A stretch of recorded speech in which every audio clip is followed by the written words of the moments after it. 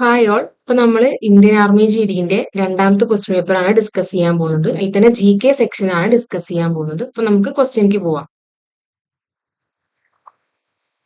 നമ്മളെ first question ആണ്, India recent concluded the desert vanguard 2026 joint military exercise with which country? ഇന്ത്യയും ഏത് കൺട്രിയും തമ്മിലുള്ള നടന്നിട്ടുണ്ടായിരുന്ന മിലിറ്ററി എക്സസൈസ് ആയിരുന്നു ഡെസേർട്ട് വാൻഗോർഡ് 2026 എന്നാണ് ക്വസ്റ്റ്യൻ. നമുക്ക് ഓപ്ഷൻസ് നോക്കാം. Saudi Arabia, UAE, Oman, Egypt. Answer വരുന്നത് ഓപ്ഷൻ ഡി, ഈജിപ്ത് ആണ്. ഇന്ത്യയും ഈജിപ്തും കൂടി നടത്തിയ ഒരു ജോയിന്റ് മിലിറ്ററി എക്സസൈസ് ആയിരുന്നു ഡെസേർട്ട് വാൻഗോർഡ് 2026 എന്ന് പറയുന്നത്. ഇതുമായിട്ട് നമ്മൾ റിലേറ്റ് ചെയ്ത് പഠിക്കാനുള്ള കാര്യമാണ്. കറണ്ട് അഫയേഴ്സിൽ വരുന്ന ഇതുമായിട്ട് ബന്ധപ്പെട്ട് വരുന്ന ജോയിന്റ് മിലിറ്ററി എക്സസൈസുകളൊക്കെ ഏത് രാജ്യങ്ങൾ തമ്മിലാണ്, ആ ജോയിന്റ് മിലിറ്ററി എക്സസൈസിന്റെ പേര് എന്താണ്, ഇങ്ങനത്തെ കാര്യങ്ങളൊക്കെ നമ്മൾ എക്സാമിന് പോകുന്നതിന് മുന്നേ റെഫർ ചെയ്തിട്ട് വേണം കറണ്ട് അഫയേഴ്സിന് പഠിച്ചിട്ട് പോകാൻ വേണ്ടിയിട്ട്. അപ്പൊ നമുക്ക് അടുത്ത ക്വസ്റ്റ്യൻ നോക്കാം. In which year both the 73rd and 74th amendments were passed by the parliament? 73rd and 74th amendment pass ചെയ്തിട്ടുള്ള വർഷം ഏതാണെന്നാണ് ക്വസ്റ്റ്യൻ. ഓപ്ഷൻസ് നോക്കാം. 1990, 1995, 1988, 1992. അപ്പൊ ഇതിൽ ഓപ്ഷൻ ഡി ആയിട്ടുള്ള 1992 ആണ് ആൻസർ വരുന്നത്.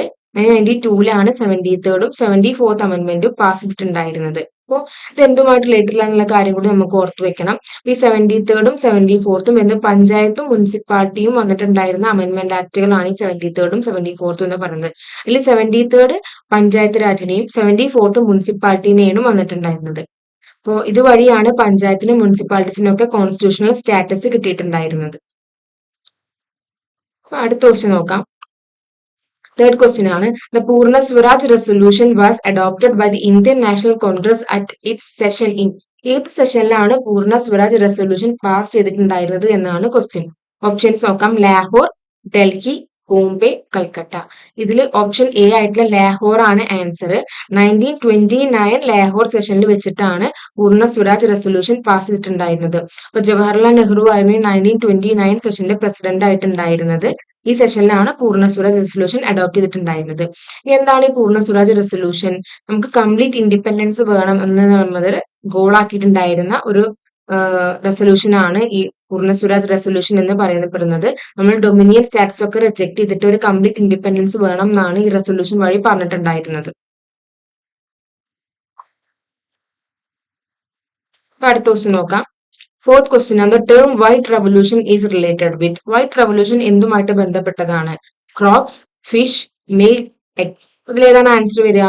നമുക്കറിയാം വൈറ്റ് എന്ന് പറയുമ്പോൾ തന്നെ നമുക്ക് ഓർമ്മ വരുന്നത് മിൽക്കാണ്. മിൽക്കുമായിട്ട് ബന്ധപ്പെട്ടുള്ള റെവല്യൂഷൻ ആണ് white revolution. Milk production increase ചെയ്യാനും അതുപോലെ തന്നെ ഇന്ത്യനെ വേൾഡ്സ് ലാർജസ്റ്റ് മിൽക്ക് പ്രൊഡ്യൂസർ ആക്കാനും വേണ്ടിയിട്ടുണ്ടായിരുന്ന റെവല്യൂഷൻ ആണ് ഈ വൈറ്റ് റെവല്യൂഷൻ എന്ന് പറയപ്പെടുന്നത്. ഇതുമായിട്ട് അസോസിയേറ്റ് നമ്മൾ പറയുന്ന വാക്കാണ് ഓപ്പറേഷൻ ഫ്ലഡ് എന്ന് പറയുന്നത്. ഈ ഓപ്പറേഷൻ ഫ്ലഡ് എന്ന് പറയുന്നതും ഈ വൈറ്റ് റെവല്യൂഷന്റെ തന്നെ ഒരു ഭാഗമാണ്. നമുക്ക് ഈ മിൽക്ക് പ്രൊഡക്ഷൻ ഇൻക്രീസ് ചെയ്യാൻ വേണ്ടിയിട്ടുണ്ടായിരുന്നത്. അപ്പൊ ഇതുമായിട്ട് ബന്ധപ്പെട്ട് നമുക്ക് വേറെ പഠിക്കാൻ പറ്റിയ കാര്യങ്ങളാണ് blue revolution. Blue revolution fish പ്രൊഡക്ഷനുമായിട്ട് ബന്ധപ്പെട്ടുള്ള കാര്യമാണ്. അതുപോലെ green revolution rice and wheat production increase ചെയ്യാൻ വേണ്ടി നമ്മൾ 1960s MS സ്വാമിനാഥന്റെ കീഴിൽ കൊണ്ടുവന്നിട്ടുണ്ടായിരുന്ന റെവല്യൂഷൻ ആണ് ഗ്രീൻ റെവല്യൂഷൻ എന്ന് പറയപ്പെടുന്നത്. അതുപോലെ തന്നെയാണ് ഗോൾഡൻ റെവല്യൂഷൻ. ഹോർട്ടിക്കൾച്ചറുമായിട്ട് ബന്ധപ്പെട്ടുള്ളതാണ് ഈ ഗോൾഡൻ റെവല്യൂഷൻ എന്ന് പറയപ്പെടുന്നത്. അപ്പൊ ഇത്തരം റെവല്യൂഷൻസിന്റെ പേരും അത് എന്തുമായിട്ട് റിലേറ്റഡ് എന്നുള്ള കാര്യവും ഓർത്തു വെക്കുക. അടുത്ത ക്വസ്റ്റ്യനിലേക്ക് പോവാം. ഓപ്ഷൻ ക്വസ്റ്റ്യൻ 5 ആണ്, Jawaharlal Nehru port is located in which of the following state? ഏത് സ്റ്റേറ്റിലാണ് ജവഹർലാൽ നെഹ്റു പോർട്ട് സിറ്റുവേറ്റ് ചെയ്യുന്നത്? Options Kerala, Maharashtra, Andhra Pradesh, west Bengal. ഇതില് മഹാരാഷ്ട്രയാണ് ആൻസർ വരുന്നത്. മഹാരാഷ്ട്രയിലെ നേവി മുംബൈയിലാണ് ഈ ജവഹർലാൽ നെഹ്റു പോർട്ട് ലൊക്കേറ്റ് ചെയ്തിട്ടുള്ളത്. അപ്പൊ നമുക്ക് അതർ പോർട്ട്, ഇത് വെസ്റ്റേൺ കോസ്റ്റിൽ വരുന്ന പോർട്ടാണ് ഈ ജവഹർലാൽ നെഹ്റു പോർട്ട്. ഇതുപോലെ തന്നെ വെസ്റ്റേൺ കോസ്റ്റിൽ വരുന്ന അതർ ഇമ്പോർട്ടന്റ് ആയിട്ടുള്ള പോർട്ട്സ് ആണ് ദീൻ ദയാൽ പോർട്ട്. അപ്പൊ ദീൻ ദയാൽ പോർട്ട് വരുന്നത് ഗുജറാത്തിലാണ്. അതുപോലെ തന്നെ വേറൊരു പോർട്ടാണ് മുംബൈ പോർട്ട്, ഇത് മഹാരാഷ്ട്രയിലാണ്. ഈ രണ്ട് പോർട്ടും കൂടി ഒന്ന് ഓർത്തു വെക്കുക. നെക്സ്റ്റ് ക്വസ്റ്റ്യൻ ആണ്, Bandhavgarh tiger reserve is located in which of the following states? ഇതിൽ ഏത് സ്റ്റേറ്റ്സിലാണ് ബന്ധവ്ഗഡ് ടൈഗർ റിസർവ് ലൊക്കേറ്റ് ചെയ്തിട്ടുള്ളത്? ഓപ്ഷൻസ് ഉത്തരാഖണ്ഡ്, കേരള, മധ്യപ്രദേശ്, ഗുജറാത്ത്. അപ്പൊ ആൻസർ വരുന്നത് ഓപ്ഷൻ സി ആയിട്ടുള്ള മധ്യപ്രദേശ് ആണ്. മധ്യപ്രദേശിലാണ് ബന്ധവ്ഗഡ് ടൈഗർ റിസർവ് ലൊക്കേറ്റ് ചെയ്തിട്ടുള്ളത്. അപ്പൊ കറണ്ട് അഫയേഴ്സിൽ വരുന്ന ടൈഗർ റിസർവ്സിന്റെ പേര്, നാഷണൽ പാർക്സിന്റെ പേരൊക്കെ നമ്മൾ എക്സാമിന് പോകുന്നതിന് മുന്നേ റെഫർ ചെയ്തിട്ട് വേണം പോകാൻ, ഏത് സ്റ്റേറ്റ്സിലാണ് ലൊക്കേറ്റ് ചെയ്തിട്ടുള്ള കാര്യം. അടുത്ത ക്വസ്റ്റ്യനിക്ക് പോവാം. Question 7. Hirakud dam is build across which river? ഏത് റിവറിലാണ് ഹിരാക്കുഡ് ഡാം ലൊക്കേറ്റ് ചെയ്തിട്ടുള്ളത്? Option A Damodar, Tungabhadra, Mahanadi, Koyna river. അപ്പൊ ഇതിൽ ഏത് റിവറിലാണ്? ഓപ്ഷൻ സി ആയിട്ടുള്ള മഹാനദി റിവറിലാണ് ഹിരാക്കുഡ് ഡാം ലൊക്കേറ്റ് ചെയ്തിട്ടുള്ളത്. ഇത് ഒഡീഷയിലാണ് വരുന്നത്. Hirakud dam is one of the longest earthen dams in the world build across Mahanadi river in Odisha. ഏത് സ്റ്റേറ്റിലാണ് ചോദിച്ചു കഴിഞ്ഞാൽ ഒഡീഷയിലാണ്. ഏത് റിവറിലാന്ന് ചോദിച്ചു കഴിഞ്ഞാൽ മഹാനദി റിവറിലാണ് ഹിരാക്കുഡ് ഡാം ഉള്ളത്. Next question. Which country is called the coffee bowl of the world? Coffee bowl of the world എന്നറിയപ്പെടുന്ന country ഏതാണ്? Options Cuba, Brazil, United States, Bhutan. ഇതിൽ ഏതാ വരിക? ഓപ്ഷൻ ബി ആയിട്ടുള്ള ബ്രസീലാണ് coffee bowl of the world എന്നറിയപ്പെടുന്നത്. ഇനി എന്തുകൊണ്ടാണ് ബ്രസീലിനെ coffee bowl of the world എന്നറിയപ്പെടുന്നത്? ബിക്കോസ് ബ്രസീൽ എന്ന് പറഞ്ഞപ്പെടുന്നത് കോഫിന്റെ ലാർജസ്റ്റ് പ്രൊഡ്യൂസർ ആണ്. ഒരു മാസീവായിട്ട് പ്രൊഡ്യൂസ് ചെയ്യുന്നതുണ്ട്. അതേപോലെ തന്നെ ഗ്ലോബൽ സപ്ലൈ ലെവലിൽ തന്നെ വൺ ഓഫ് ദ ലീഡർ ആണ്. ഇത്രയും കാരണങ്ങൾ കൊണ്ടാണ് ബ്രസീലിനെ നമ്മൾ coffee bowl of the world എന്നറിയപ്പെടുന്നത്. നമ്മുടെ നെക്സ്റ്റ് ക്വസ്റ്റ്യൻ ആണ് 9ാമത്തെ question. Mudh Nyoma airbase is located in? ഇതൊരു എയർബേസ് ആണ് മുത്ന്യോമ. ഏത് സ്ഥലത്താണ് ഈ എയർബേസ് ലൊക്കേറ്റഡ് എന്നാണ് question. Options Ladakh, B Maharashtra, C Arunachal Pradesh and D Mizoram. ഏത് സ്ഥലത്താണ്? നമ്മുടെ ഓപ്ഷൻ എ ആയിട്ട് ലഡാക്കിലാണ് ഈ മുത്ന്യോമ എയർബേസ് ലൊക്കേറ്റ് ചെയ്തിട്ടുള്ളത്. നമ്മളുടെ one of the strategic airbase in India's northern frontier ആണ്. അപ്പോൾ ഇങ്ങനത്തെ എയർബേസുകൾ കാര്യങ്ങളൊക്കെ ഏത് സ്ഥലങ്ങളാണ് ലൊക്കേറ്റ് ചെയ്തിട്ടുള്ളത്, അങ്ങനെ കറണ്ട് അഫയേഴ്സിൽ വരുന്ന ഇങ്ങനത്തെ കാര്യങ്ങളൊക്കെ നമ്മൾ റെഫർ ചെയ്തിട്ട് വേണം എക്സാമിന് പോകാൻ വേണ്ടിയിട്ട്.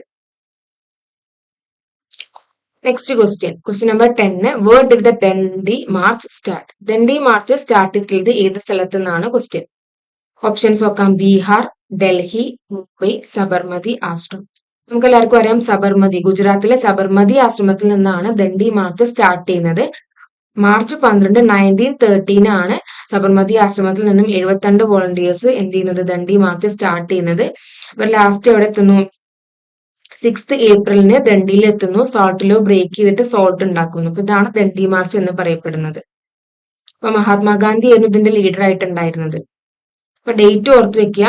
12th മാർച്ച് 1930 ഗുജറാത്തിലുള്ള സബർമതി ആശ്രമത്തിൽ നിന്നാണ് ദണ്ഡി മാർച്ച് സ്റ്റാർട്ട് ചെയ്യുന്നത്. 6th ഏപ്രിൽ 1930 ദണ്ഡിയിൽ എത്തിയിട്ട് സാൾട്ടലോ ബ്രേക്ക് ചെയ്യുന്നു. അതാണ് ഇത്രയും നടന്നിട്ടുണ്ടായിരുന്ന കാര്യങ്ങൾ.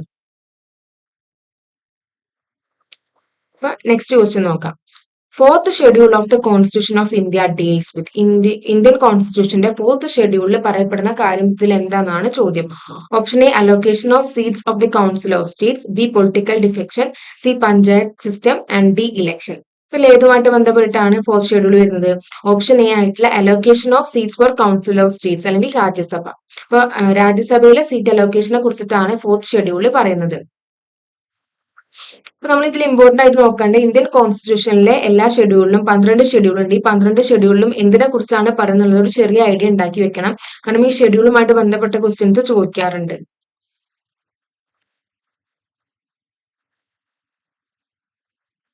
അപ്പൊ നമുക്ക് നോക്കാം ഏതൊക്കെയാണ് ഷെഡ്യൂൾ. ഫസ്റ്റ് ഷെഡ്യൂൾ നമ്മൾ പറയുന്നത് name of States and union territories ആണ്.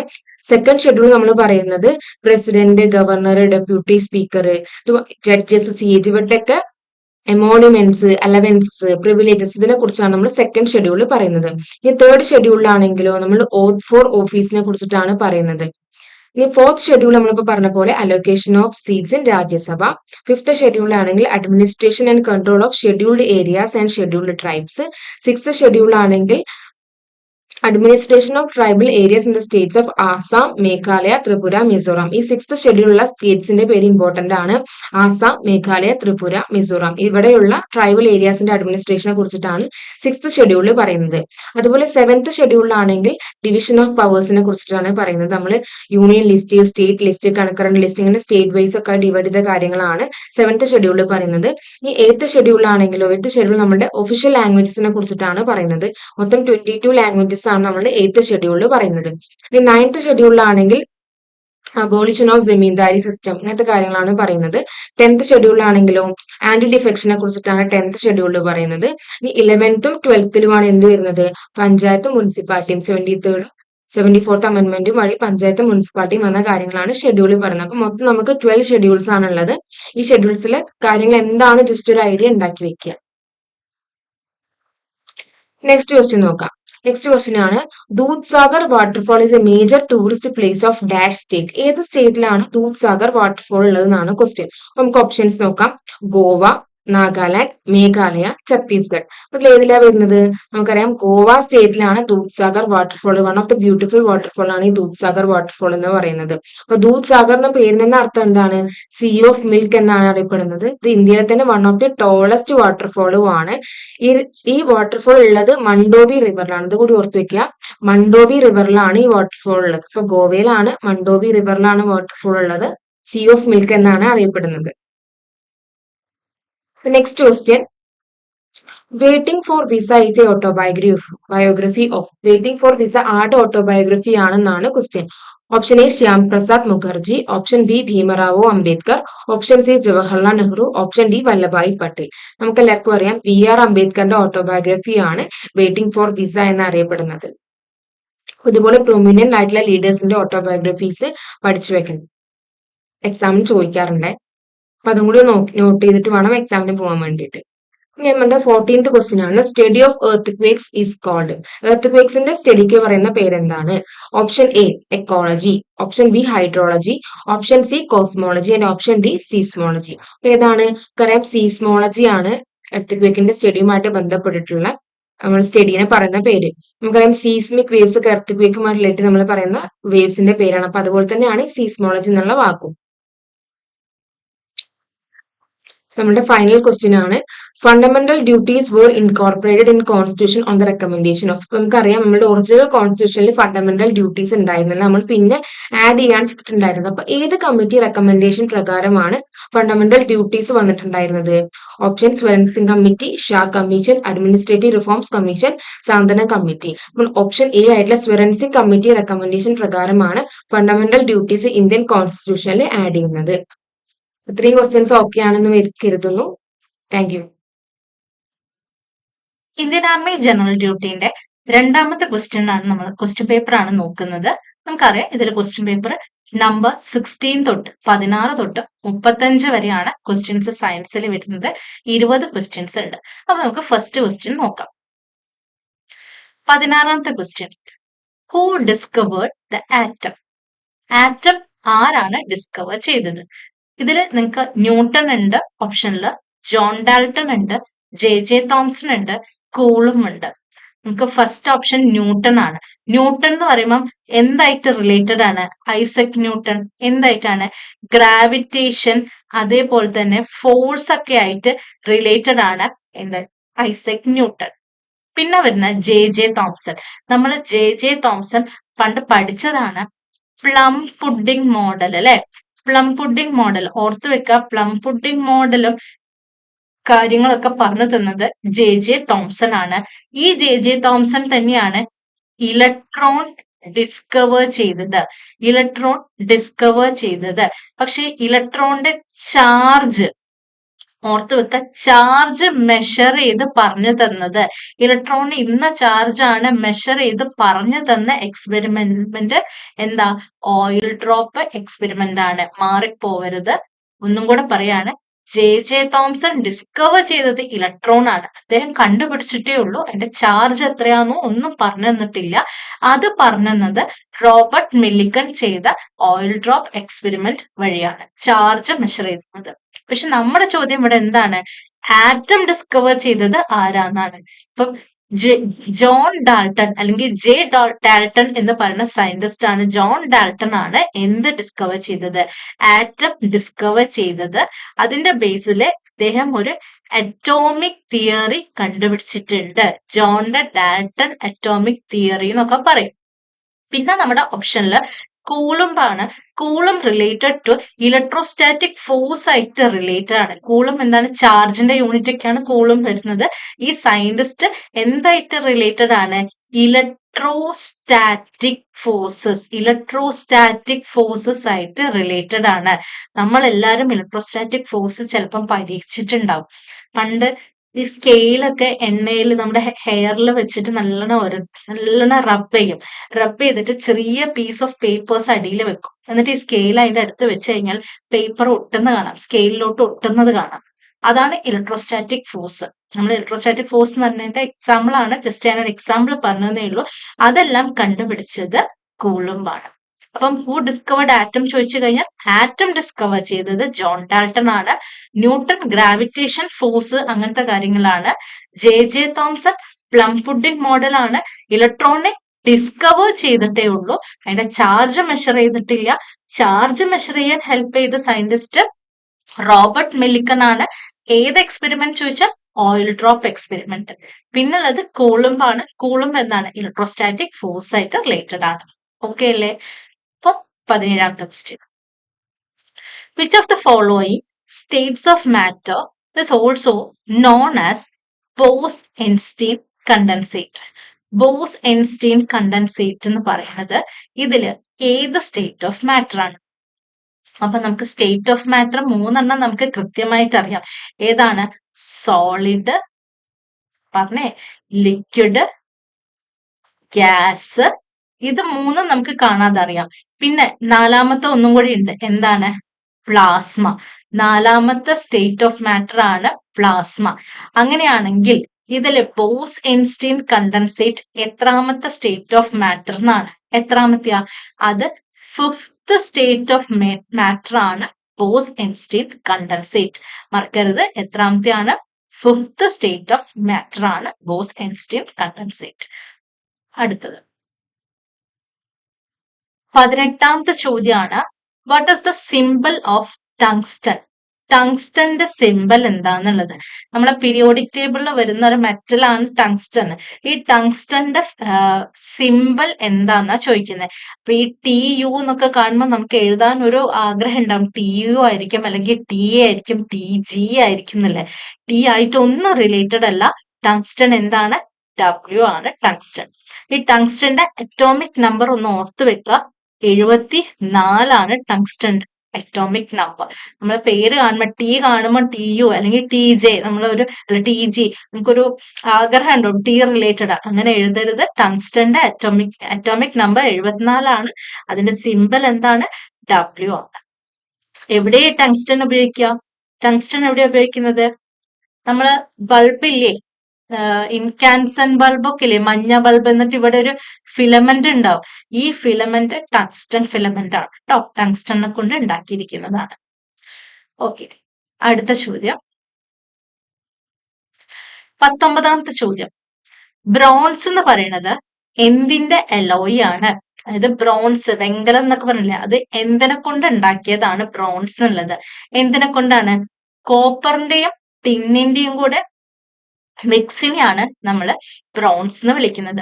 അപ്പൊ അലോയ്സ് കുറച്ചുണ്ട്. അത് നിക്കല്, അങ്ങനത്തെ അൽനിക്കോ എന്നൊക്കെ പറഞ്ഞിട്ട് അലോയ്സ് ഉണ്ട്. കുറച്ചൊരു അലോയ്സ് പഠിച്ചു വെച്ച് പോവുക. ഇപ്പൊ ബ്രോൺസ് എന്തിന്റെ അലോയ് ആണ്? കോപ്പറും ടിന്നിന്റെയും കൂടെ കൂടി ചേർന്നതിനെയാണ് ബ്രോൺസ് എന്ന് പറയുന്നത്. അടുത്തത്, what is the chemical formula of chloroform? Chemical formula of chloroform, നമ്മൾ മണപ്പിച്ച് ബോധം കെടുത്തുന്ന സാധനമില്ലേ, അതാണ് ക്ലോറോഫോം. ഈ ക്ലോറോഫോമിന്റെ കെമിക്കൽ ഫോർമുലയാണ് ചോദിച്ചിരിക്കുന്നത്. ഇതിൽ ഉത്തരം വരുന്നത് CHCl3 ആണ്. ഇതിലിപ്പോ നമുക്ക് CCl4 ഉണ്ട്, CH4 ഉണ്ട്, C2H6 ഉണ്ട്, CHCl3 ഉണ്ട്. അപ്പൊ നമുക്ക് CCl4 എന്ന് പറയുന്നത് കാർബൺ ടെട്രാ ക്ലോറൈഡ് ആണ്. ഏതാണ്? Carbon tetra chloride. നിങ്ങൾക്ക് ഇവിടെ കാണാം ചിത്രത്തിൽ, ഒരു കാർബണും 4 ക്ലോറിനും, അല്ലെ? ടെട്രാ എന്നുള്ള വാക്ക് എന്തായിട്ട് റിലേറ്റഡ് ആണ്? 4 എന്നുള്ളത്. അപ്പം ഒരു കാർബണും 4 ക്ലോറിനും ഉള്ളതാണ് കാർബൺ ടെട്രാ ക്ലോറൈഡ്. അതല്ല ക്ലോറോഫോം. പിന്നെ ഉള്ളത് CH4 ആണ്. ഒരു കാർബണും 4 ഹൈഡ്രജനും. ഇതിനെ വിളിക്കുന്ന പേരാണ് മീഥേൻ. എന്താണ്? മീഥേൻ. നിങ്ങൾ കെമിസ്ട്രിയിൽ ഓർഗാനിക് കെമിസ്ട്രി പഠിക്കുമ്പോൾ മീഥേൻ, ഈഥേൻ ഒക്കെ പഠിച്ചിട്ടുണ്ടാവും അല്ലെ? ആ മീഥേൻ ആണ് മീഥേൻ. ഇതാണ് എന്ത്? CH4. പിന്നുള്ളത് C2H6 ആണ്. ഇതിനെ വിളിക്കുന്ന പേര് ഈഥെയ്ൻ എന്നാണ്. എന്താണ്? ഈഥെയ്ൻ എന്നാണ്. ഇനി പിന്നുള്ളത് ഒരു കാർബണും ഒരു ഹൈഡ്രജനും 3 ക്ലോറിനും. ഇതാണ് ഈ സംഭവം. ഇതിനെയാണ് നമ്മൾ എന്തെന്ന് പറഞ്ഞത്? ക്ലോറോഫോം. എന്താണ്? ക്ലോറോഫോം എന്ന് വിളിക്കുന്നത് ഇതിനെയാണ് ക്ലോറോഫോം. ഒരു കാർബൺ ഉണ്ടാവും, ഒരു ഹൈഡ്രജൻ ഉണ്ടാവും, 3 ക്ലോറിൻ ഉണ്ടാവും. അപ്പൊ ഇതിനെ ഒന്ന് ആലോചിച്ച് നോക്കിയേ, എത്ര ക്ലോറിൻ ഉണ്ട്? 3 ക്ലോറിൻ അല്ലേ? അപ്പൊ നമുക്ക് എന്ത് പറയാം? ട്രൈ അല്ലെ? ട്രൈ എന്താണ്? 3 അല്ലേ? Try chloro methane. ഇതിനെ വിളിക്കുന്ന മറ്റൊരു പേരെന്താണ്? ട്രൈക്ലോറോ മീഥെയ്ൻ എന്ന് വിളിക്കുന്നത് ക്ലോറോഫോമിനെയാണ്. ഇനി ട്രൈക്ലോറോ മീഥെയ്ൻ ആരാണെന്ന് ചോദിച്ചു കഴിഞ്ഞാൽ ഇപ്പം കിട്ടുമല്ലോ, എന്താണ്? ക്ലോറോഫോം ആണ്. എന്താ ക്ലോറോഫോമിന്റെ ഫോർമുല? CHCl3. അങ്ങനെ 1-2 സാധനത്തിന്റെ ഫോർമുല ഒന്ന് പഠിച്ചു വെക്കുക കേട്ടോ. അത് പഠിച്ചു വെക്കുന്നത് നല്ലതാണ്. ഓക്കെ അല്ലേ? അപ്പൊ നമുക്ക് അടുത്ത ചോദ്യത്തിലോട്ട് പോവാം. The two types of fundamental particles present in the nucleus of an atom is. ആറ്റത്തിന്റെ ന്യൂക്ലിയസിൽ കാണപ്പെടുന്ന 2 ഫണ്ടമെന്റൽ പാർട്ടിക്കിൾസ് ഏതാണെന്ന ചോദ്യം. ആറ്റത്തിന്റെ ന്യൂക്ലിയസിൽ കാണപ്പെടുന്ന 2 ഫണ്ടമെന്റൽ പാർട്ടിക്കിൾസ് നമുക്കറിയാം അല്ലെ? ആറ്റം, ശരിക്കും ആറ്റത്തിന്റെ ഉള്ളിൽ 3 സബ് അറ്റോമിക് പാർട്ടിക്കിൾസ് ഉണ്ട്. ഇവിടെ ഒരു ന്യൂക്ലിയസ് ഉണ്ട്. ന്യൂക്ലിയസിൽ 2 സാധനം ഉണ്ട്. ഇതിനെ ന്യൂക്ലിയസ് എന്ന് പറയും അല്ലെ? ഇതിനെ ന്യൂക്ലിയസ് എന്ന് പറയും. ഇനി ഈ ന്യൂക്ലിയസിന് ചുറ്റും ഓർബിറ്റിലായിട്ട് ഇലക്ട്രോൺസ് കറങ്ങുന്നുണ്ട്. എന്താണ്? ഇലക്ട്രോൺസ് കറങ്ങുന്നുണ്ട്. അപ്പൊ ഇതിൽ തന്നെ നമുക്ക് മനസ്സിലാൻ പറ്റും ന്യൂക്ലിയസിന്റെ ഉള്ളിൽ ഇലക്ട്രോൺസ് ഇല്ല. ന്യൂക്ലിയസിന്റെ ഉള്ളിൽ എന്തില്ല? ഇലക്ട്രോൺസ് ഇല്ല. പിന്നെ ആരായിരിക്കും ഉണ്ടാവുക? പിന്നെ അതിൻ്റെ അകത്ത് ആരാണ്? പ്രോട്ടോണും ന്യൂട്രോണും. ഈ 2 സാധനങ്ങളാണ്, പ്രോട്ടോൺ ആൻഡ് ന്യൂട്രോൺ ആണ് ന്യൂക്ലിയസ് ഉള്ളത്. ഒന്ന് ആലോചിച്ച് നോക്കുക, പ്രോട്ടോണിന്റെ ചാർജ് എത്രയാ? പ്രോട്ടോൺ PP എന്ന് ആലോചിക്കുക. പ്രോട്ടോണിന്റെ ചാർജ് പോസിറ്റീവ്. ന്യൂട്രോണിന് ചാർജ് ഉണ്ടോ? ന്യൂട്രോണിന് ചാർജ് ഇല്ല. ഇലക്ട്രോണിന് ചാർജ് ഉണ്ടോ? ഇലക്ട്രോണിന് നെഗറ്റീവ് ചാർജ് ആണ്. സോ ഈ ആറ്റത്തിന്റെ മുഴുവൻ ചാർജ് എത്രയാണ്? ഈ നെഗറ്റീവും ഈ പോസിറ്റീവും കൂടെ ക്യാൻസൽ ചെയ്ത് ആറ്റം ഇലക്ട്രിക്കലി ന്യൂട്രൽ ആണെന്ന് ഒന്ന് ഓർത്ത് വെക്കുക. ആറ്റത്തിന് ചാർജ് ഇല്ല, ഇതാണ് അതിന്റെ അർത്ഥം. ഒന്നും കൂടെ റിപ്പീറ്റ് ചെയ്യാം, മാറിപ്പോരുത്. ഇതിന്റെ കൂടെ റിലേറ്റഡ് ആയിട്ട് നിങ്ങൾ ഓർത്ത് വെക്കേണ്ടതാണ്. ഇത് ആറ്റത്തിന്റെ ഉള്ളില് 3 സബ് അറ്റോമിക് പാർട്ടിക്കിൾസ് ഉണ്ട്. ഒന്ന് ഇലക്ട്രോൺ ആണ്, രണ്ടാമത്തത് ന്യൂക്ലിയസിന്റെ ഉള്ളിലെ 2 എണ്ണം, ഒന്ന് പ്രോട്ടോൺ, മറ്റൊന്ന് ന്യൂട്രോൺ. പ്രോട്ടോണിന്റെ ചാർജ് പോസിറ്റീവ് ആണ്, ന്യൂട്രോണിന് ചാർജ് ഇല്ല, ചാർജ്ലെസ് ആണ്. ഇലക്ട്രോണിന്റെ ചാർജ് നെഗറ്റീവ് ആണ്. ഈ നെഗറ്റീവും ഈ പോസിറ്റീവും കൂടെ ക്യാൻസൽ ചെയ്ത് പോയി കഴിഞ്ഞാൽ ആറ്റത്തിന് ചാർജ് ഇല്ല എന്ന് ഓർത്ത് വെക്കുക. ആറ്റത്തിന് ചാർജ് ഇല്ല. അപ്പൊ ഇവിടെ നമ്മുടെ ചോദ്യം, the 2 types of fundamental particles present in nucleus of an atom. ആറ്റത്തിന്റെ ന്യൂക്ലിയസിൽ കാണപ്പെടുന്ന 2 ഫണ്ടമെന്റൽ പാർട്ടിക്കിൾസ് ഏതായിരിക്കും? Proton, neutron. അപ്പൊ ഓപ്ഷൻ ബി ആണ് വരുന്നത്. അടുത്ത ചോദ്യം, which is the lightest metal? അതായത് ഏറ്റവും ലൈറ്റസ്റ്റ് ആയിട്ട് കാണപ്പെടുന്ന മെറ്റൽ ഏതാണെന്ന ചോദ്യം. ചോദ്യത്തിൽ സോഡിയം ഉണ്ട്, ഓപ്ഷനിൽ സോഡിയം ഉണ്ട്, പൊട്ടാസ്യം ഉണ്ട്, ലിഥിയം ഉണ്ട്, ലെഡ് ഉണ്ട്. ശരിക്കും കെമിസ്ട്രി അറിയുന്ന ഒരാൾക്ക് ഇതെല്ലാം ലൈറ്റസ്റ്റ് മെറ്റൽ ആണ്. പക്ഷെ ചോദ്യം താഴെ തന്നാൽ എല്ലാം ലൈറ്റസ്റ്റ് ആണ്, ഇതിൽ ഏതാ ലൈറ്റസ്റ്റ് മെറ്റൽ? ഏതാണ്? ആൻസർ ലിഥിയം ആണ് lightest metal. Sodium, potassium lightest metal തന്നെയാണ്. പക്ഷെ ഇതിൽ ഏറ്റവും ലൈറ്റസ്റ്റ് മെറ്റൽ ഏതാണ്? ലിഥിയമാണ്. മറന്നുപോയത്. അടുത്ത ചോദ്യം, elements having same atomic number but different mass number. അതിനെ വിളിക്കുന്ന പേരെന്താണ്? Elements having same atomic number but different mass number. Options ഏതൊക്കെയാന്ന് നോക്കാം. ഓപ്ഷൻസ് ഏതൊക്കെയാ? ഐസോബാർ ഉണ്ട്, ഐസോ ന്യൂട്രോണിക് ഉണ്ട്, ഐസോ ഇലക്ട്രോണിക്സ് ഉണ്ട്, ഐസോടോപ്സ് ഉണ്ട്. ഇതിൽ ഏതായിരിക്കും ഉത്തരം വരിക? ഉത്തരം ഐസോടോപ്പ് ആണ്. ഏതാണ്? ഐസോടോപ്പ്. ഐസോടോപ്പ് എന്ന് പറഞ്ഞു കഴിഞ്ഞാൽ ആലോചിക്കുക, ഒരേ അറ്റോമിക് നമ്പർ എന്താണ്? അറ്റോമിക് നമ്പർ സെയിം ആണ്, പക്ഷെ ഡിഫറെന്റ് മാസ് നമ്പർ. ഇവിടെ ഐസോബാർ ഉണ്ട്. ഐസോബാർ എന്ന് പറഞ്ഞു കഴിഞ്ഞാൽ സെയിം എന്തായിരിക്കും? ഐസോ എന്നുള്ള വാക്ക് സെയിം എന്നാണ് ഉദ്ദേശിക്കുന്നത്. സെയിം അറ്റോമിക് മാസ് അല്ലെങ്കിൽ സെയിം മാസ് നമ്പർ എന്ന് പറയാം. ഒരേ മാസ് നമ്പർ ഉള്ളതിനെയാണ് ഐസോബാർ എന്ന് പറയുന്നത്. ഐസോബാർ എന്താണ്? സെയിം മാസ് നമ്പറിനെയാണ് ഐസോബാർ. ഇവിടെ ഐസോ ഇലക്ട്രോണിക് ആണ്. എന്തായിരിക്കും ഐസോ എന്ന് പറഞ്ഞാൽ സെയിം, ഇവിടെ ഇലക്ട്രോണിക് ഉണ്ട്. അപ്പൊ എന്തായിരിക്കും സെയിം ഉണ്ടാവുക? ഇലക്ട്രോൺസ് ആയിരിക്കും സെയിം ഉണ്ടാവുക. എന്താ സെയിം ഉണ്ടാവുക? ഇലക്ട്രോൺസ് ആയിരിക്കും. ഇവിടെ ഐസോ ന്യൂട്രോണിക് ആണ്. അപ്പൊ എന്തായിരിക്കും സെയിം ഉണ്ടാവുക? ആറ്റത്തില് ന്യൂട്രോൺ എന്നുള്ള വാക്കില്ലേ, അപ്പൊ സെയിം ന്യൂട്രോൺസ് ആയിരിക്കും. എന്താണ്? സെയിം ന്യൂട്രോൺസ് ആയിരിക്കും. ഇനി പിന്നെ ഉള്ളത് ഐസോട്ടോപ്പ് ആണ്. എന്താണ് ടോപ്പ് എന്ന് പറയുമ്പോൾ അറ്റോമിക് നമ്പർ സെയിം വരുന്നത്. Atomic number same, mass number different. Okay അല്ലേ?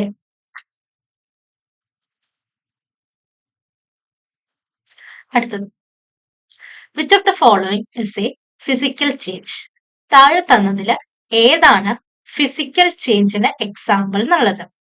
ഫിസിക്കൽ ചേഞ്ചും കെമിക്കൽ ചേഞ്ചും ഉണ്ട്.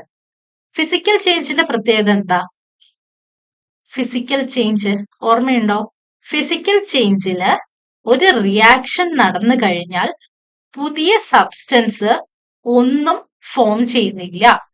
No new substance. No new substance form ചെയ്യുന്നില്ല. പകരം എന്ത് സംഭവിക്കുന്നുണ്ട്? സ്റ്റേറ്റ് മാറുന്നുണ്ട്. സ്റ്റേറ്റ് ഓഫ് മാറ്റർ ചേഞ്ച് ചെയ്യുന്നുണ്ട്. ഇതൊക്കെ പറയുമ്പോൾ കൺഫ്യൂഷൻ ആവുണ്ടാവും. ഇങ്ങനെ ആലോചിക്കുക, ഒരു റിയാക്ഷൻ നടന്നു കഴിഞ്ഞാൽ അവിടെ പുതിയ സാധനം ഫോം ചെയ്യുന്നില്ല. ഏറ്റവും ബെസ്റ്റ് എക്സാമ്പിൾ പറഞ്ഞുതരാം. നമ്മളൊരു പേപ്പർ എടുക്കുക, ആ പേപ്പർ എടുത്ത് കത്തിക്കുക. കത്തിച്ചു കഴിഞ്ഞാൽ പിന്നെ നമുക്ക് പേപ്പർ കിട്ടുമോ? ഇല്ല, പേപ്പർ കിട്ടില്ല. പകരം എന്തായിരിക്കും ഉണ്ടാവുക? അതിന്റെ ആഷസ്, കരിയല്ലേ ഉണ്ടാവുള്ളൂ. അത് പുതിയ സബ്സ്റ്റൻസ് ആണ്, ഇല്ലേ? അത് പുതിയ സബ്സ്റ്റൻസ് ആണ്.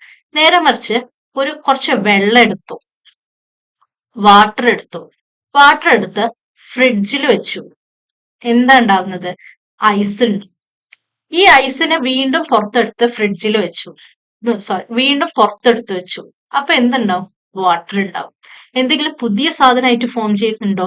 ഇപ്പൊ ഈ കരി ഉണ്ടായ പോലെ പേപ്പറായിട്ട് എന്തെങ്കിലും ബന്ധമുണ്ടോ കരിക്ക്? ഇല്ല, അല്ലെ? പേപ്പർ കത്തിച്ചപ്പോ മൊത്തം കരിയാ വന്നത്. പക്ഷെ ഇവിടെ വാട്ടറും ഐസും സെയിം സാധനം തന്നെയാണ്. അതാണ് ഉദ്ദേശിച്ചത് നോ ന്യൂ സബ്സ്റ്റൻസ് ഫോംഡ്. ഇനിയിപ്പോ ഒന്ന് ആലോചിക്കുക, നിങ്ങളോട് പറയാ ഈ കരി തിരിച്ച പേപ്പർ ആക്കാൻ പറഞ്ഞാൽ നിങ്ങൾ ആക്കാൻ പറ്റുമോ? ഇല്ല, അല്ലെ? ഒരു മരം കത്തിച്ചു, ആ മരം കത്തിച്ചിട്ട് തിരിച്ച് മരം ആക്കാൻ പറഞ്ഞാൽ നിങ്ങൾക്ക് ആക്കാൻ പറ്റുമോ? ഇല്ല. അതാണ് അവിടെ കെമിക്കൽ ചേഞ്ചില് പുതിയ സബ്സ്റ്റൻസ് ഫോം ചെയ്യുന്നുണ്ട്. പക്ഷെ ഫിസിക്കൽ ചേഞ്ചില് നിങ്ങളോട് പറഞ്ഞു വെള്ളത്തിന് ഐസാക്കാൻ പറഞ്ഞാൽ നിങ്ങൾ ആക്കും, ഐസിനെ വീണ്ടും വെള്ളമാക്കാൻ പറഞ്ഞാൽ നമുക്ക് ആക്കാൻ പറ്റും, അല്ലെ? പുറത്തെടുത്ത് വെച്ചാൽ മതി, ആക്കാൻ പറ്റും. അതിനെയാണ് ഫിസിക്കൽ ചേഞ്ച് എന്ന് പറയുന്നത്. അപ്പൊ ഇവിടെ ചോദ്യം എന്താണ്? താഴെ തന്നതില് ഏതാണ് physical change? Burning of magnesium ribbon. എവിടെ എന്ത് സാധനം കത്തിച്ചാലും ആ കത്തിച്ച സാധനം തിരിച്ചാക്കാൻ പറ്റുമോ നമുക്ക്? ഇല്ല. ബേണിംഗ് ഓഫ് ക്യാൻഡിൽ തിരിച്ചാക്കാൻ കഴിയില്ല. ക്യാൻഡിൽ പകരം വാക്സ് ആവുന്നേ ഉള്ളൂ. ക്യാൻഡിൽ എന്താവും? വാക്സ് ആവും. അത് രണ്ടും വ്യത്യാസമാണ്. ബേണിംഗ് എന്ത് കണ്ടാലും അതെന്താണ്? കെമിക്കൽ ചേഞ്ച് ആണ്. ബേണിംഗ് കണ്ടു കഴിഞ്ഞാൽ അത് കെമിക്കൽ ചേഞ്ച് ആണെന്ന് ആലോചിക്കുക. Burning, chemical change. പിന്നെ rusting of iron. Rusting of iron എന്ന് പറഞ്ഞാൽ എന്താ? തുരുമ്പ് പിടിക്കുന്നത്. ഒരു തവണ അയോൺ തുരുമ്പ് പിടിച്ചു കഴിഞ്ഞാൽ പിന്നെ അത് അതിന്റെ നോർമൽ ഫോമിലോട്ട് ആക്കാൻ പറ്റുമോ എന്ന് ചോദിച്ചാൽ ആക്കാൻ കഴിയില്ല, അല്ലെ? അതാണ് റസ്റ്റിംഗ് ഓഫ് അയോൺ. ഈ റസ്റ്റിംഗ് ഓഫ് അയോണും എന്ത് തന്നെയാണ്? കെമിക്കൽ ചേഞ്ച് ആണ്. അപ്പൊ ഇവിടെ ഏതാ ഫിസിക്കൽ ചേഞ്ച് വരുന്നത്? Melting of ice. Physical change. ഇവിടെ ഞാൻ പറഞ്ഞു ഫിസിക്കൽ ചേഞ്ചില് ഒരു സ്റ്റേറ്റ് ഓഫ് മാറ്റർ അങ്ങോട്ടും ഇങ്ങോട്ടും മാറുന്നതേ ഉള്ളൂ. വാട്ടർ എന്തായി മാറുന്നുണ്ട്? ഐസായി മാറുന്നുണ്ട്. ഐസ് എന്താ? സോളിഡ് ആണ്. ഐസ് സോളിഡ് ആണ്. വാട്ടർ എന്താ? ലിക്വിഡ് ആണ്. ലിക്വിഡ് അങ്ങോട്ടും ഇങ്ങോട്ടും മാറുന്നു. അതാണ് ഫിസിക്കൽ ചേഞ്ച്. ഫിസിക്കൽ ചേഞ്ചിൽ പുതിയ സബ്സ്റ്റൻസ് ഒന്നും ഫോം ചെയ്യുന്നില്ല. ഇവിടെ കെമിക്കൽ ചേഞ്ച് ആണ്. Burning of magnesium ribbon. ഒരു തവണ കത്തിച്ചു കഴിഞ്ഞാൽ പിന്നെ തിരിച്ച് എനിക്ക് മെഗ്നീഷ്യം റിബൺ വേണം എന്ന് പറഞ്ഞാൽ കിട്ടില്ല, അല്ലെ? കാൻഡിൽ കത്തിച്ചു കഴിഞ്ഞാൽ തിരിച്ച് എനിക്ക് കാൻഡിൽ വേണം എന്ന് പറഞ്ഞാൽ കിട്ടില്ല. പകരം വാക്സി കിട്ടുള്ളൂ, കാൻഡിൽ കിട്ടില്ല. തുരുമ്പ് പിടിച്ച അയോൺ നന്നാക്കാൻ കിട്ടില്ല പിന്നെ. അപ്പൊ ഇതൊക്കെ കെമിക്കൽ ചേഞ്ച് ആണ്. ഇത് എന്താണ്? Physical change. Melting of ice എന്താണ്? Physical change. അടുത്ത ക്വസ്റ്റ്യൻ. വീണ്ടും SI യൂണിറ്റ് ആണ്. The SI unit of luminous intensity. Luminous intensity നമ്മൾ പറഞ്ഞതാണ് 7 ഫണ്ടമെന്റൽ ഡിറൈവ്ഡ് യൂണിറ്റ്സ് ഉണ്ട്. അതിലൊന്നാണ് ലൂമിനസ് ഇന്റൻസിറ്റി. ലൂമിനസ് ഇന്റൻസിറ്റി എന്ന് പറയുമ്പോഴേ നിങ്ങൾ ഓർത്ത് വെക്കുക, ലൈറ്റ് എന്ന് ഓർത്ത് വെക്കുക. എന്താണ് ലൈറ്റ്? ലൈറ്റ് നമ്മള് വെളിച്ചത്തിന് എന്താ വേണ്ടത്? നിങ്ങൾക്ക് ഓർത്ത് വെക്കുക, കാൻഡിൽ എന്ന് ആലോചിച്ച് വെക്കുക. കാൻഡിൽ എന്ന് പറഞ്ഞാൽ എന്താ? മെഴുകുതിരി എന്നൊക്കെ പറയണില്ലേ? Luminous intensity. അപ്പൊ കാൻഡില. എന്താണ്? കാൻഡിൽ ലൈറ്റ് ഡിന്നറിനോ അങ്ങനെ നിങ്ങളൊക്കെ ഓർത്ത് വെക്കുക. അപ്പൊ ലൂമിനസ് ഇന്റൻസിറ്റിന്റെ SI യൂണിറ്റ് എന്താണ്? Candle, candela. കെൽവിൻ എന്തിന്റെ SI യൂണിറ്റ് ആണ്? ടെമ്പറേച്ചറിന്റെ. ഒരുപാട് തവണ നമ്മൾ പറഞ്ഞതാണ് കെൽവിൻ. ആംബിയർ എന്തിന്റെ യൂണിറ്റ് ആണ്? ആംബിയർ ഏതിന്റെ SI യൂണിറ്റ് ആണ്? കറണ്ടിന്റെ SI യൂണിറ്റ്. മോൾ എന്തിന്റെ SI യൂണിറ്റ് ആണ്? Amount of substance. എന്താണ്? Amount of substance. നിങ്ങൾ കെമിസ്ട്രിയിൽ പഠിച്ചിട്ടുണ്ടാവും എമൗണ്ട് ഓഫ് സബ്സ്റ്റൻസ് അല്ലെ? അവഗാഡ്രോ നമ്പർ ഒക്കെ പഠിച്ചിട്ടില്ലേ? ആ മോളാണ് ഉദ്ദേശിക്കുന്നത്. Mole amount of substance. Candela എന്തിന്റെയാണ്? ലൂമിനസ് ഇന്റൻസിറ്റിയുടെ. അടുത്തത്, the instrument used to measure the earthquake. earthquake ഭൂചലനം മെഷർ ചെയ്യാൻ ഹെൽപ്പ് ചെയ്യുന്ന ഇൻസ്ട്രുമെന്റ്. ഓപ്ഷൻസ് ബാരോമീറ്റർ ഉണ്ട്, മാനോമീറ്റർ ഉണ്ട്, എമ്മീറ്റർ ഉണ്ട്, സെസിമോഗ്രാഫ് ഉണ്ട്. ബാരോമീറ്റർ എന്ന് പറഞ്ഞാൽ എന്താണ്? പ്രഷർ മെഷർ ചെയ്യാൻ ഹെൽപ്പ് ചെയ്യുന്നതാണ്. എന്താണ്? പ്രഷർ, അറ്റോമിക് പ്രഷർ മെഷർ ചെയ്യാൻ ഹെൽപ്പ് ചെയ്യുന്നതാണ് ബാരോമീറ്റർ. ഇവിടെ ഉണ്ട് മാനോമീറ്റർ ഉണ്ട്. മാനോമീറ്റർ എന്തിനാണ്? നമ്മുടെ ലിക്വിഡിന്റെ അകത്ത്, നമ്മുടെ ലിക്വിഡ് വെള്ളം, നമ്മുടെ ലിക്വിഡിന്റെ അകത്ത് മെഷർ ചെയ്യാൻ ഹെൽപ്പ് ചെയ്യുന്നതാണ് മാനോമീറ്റർ. അടുത്ത വരുന്നത് എമ്മീറ്റർ ആണ്. എമ്മീറ്റർ എന്ന് പറയുന്നത് ഇലക്ട്രിക് കറണ്ട് മെഷർ ചെയ്യാൻ ഹെൽപ്പ് ചെയ്യുന്നതാണ് എമ്മീറ്റർ. പിന്നെ ഉള്ളത് സെസിമോഗ്രാഫ് ആണ്. സെസിമോഗ്രാഫ് ആണ് നമ്മുടെ എർത്ത് ക്വേക്ക് മെഷർ ചെയ്യാൻ ഹെൽപ്പ് ചെയ്യുന്നത്, ഭൂചലനം മെഷർ ചെയ്യാൻ ഹെൽപ്പ് ചെയ്യുന്നതാണ് സെസിമോഗ്രാഫ്.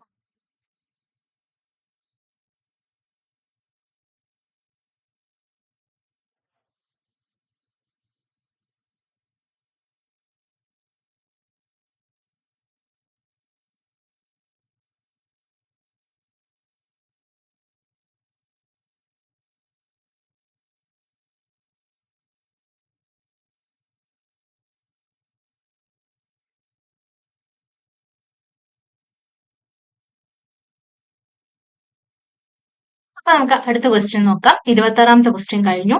ഇനി 27.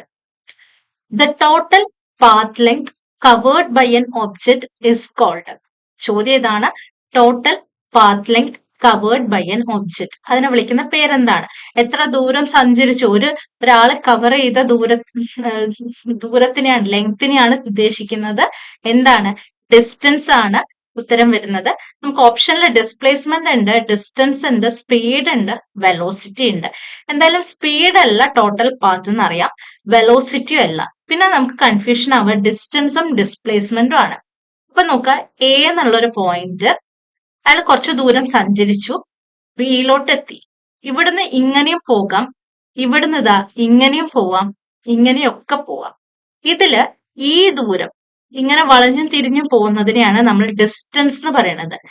ഇതൊക്കെ ഡിസ്റ്റൻസ് തന്നെയാണ്, ഇതിനെ നമ്മൾ ഡിസ്റ്റൻസ് എന്ന് പറയും. നേരെ മറിച്ച് എ എന്ന് ബിയിലോട്ട് പോവാനുള്ള നേർരേഖ, ഏറ്റവും ഷോർട്ടസ്റ്റ് ആയിട്ടുള്ള സ്ട്രെയിറ്റ് ലൈൻ ആണ് നമ്മൾ ഡിസ്പ്ലേസ്മെന്റ് എന്ന് പറയുന്നത്. എന്താണ്? ഡിസ്പ്ലേസ്മെന്റ് എന്ന് പറയുന്നത്. ഇതിനെ ഡിസ്പ്ലേസ്മെന്റ്. നേരെ മറിച്ച് ഇതെല്ലാം എന്താണ്? ദൂരാണ്. അപ്പം ടോട്ടൽ പാത്ത് ലെങ്ത് എന്നാ പറഞ്ഞത്. ടോട്ടൽ പാത്ത് ലെങ്ത് എന്ന് പറഞ്ഞു കഴിഞ്ഞാൽ എന്താണ്?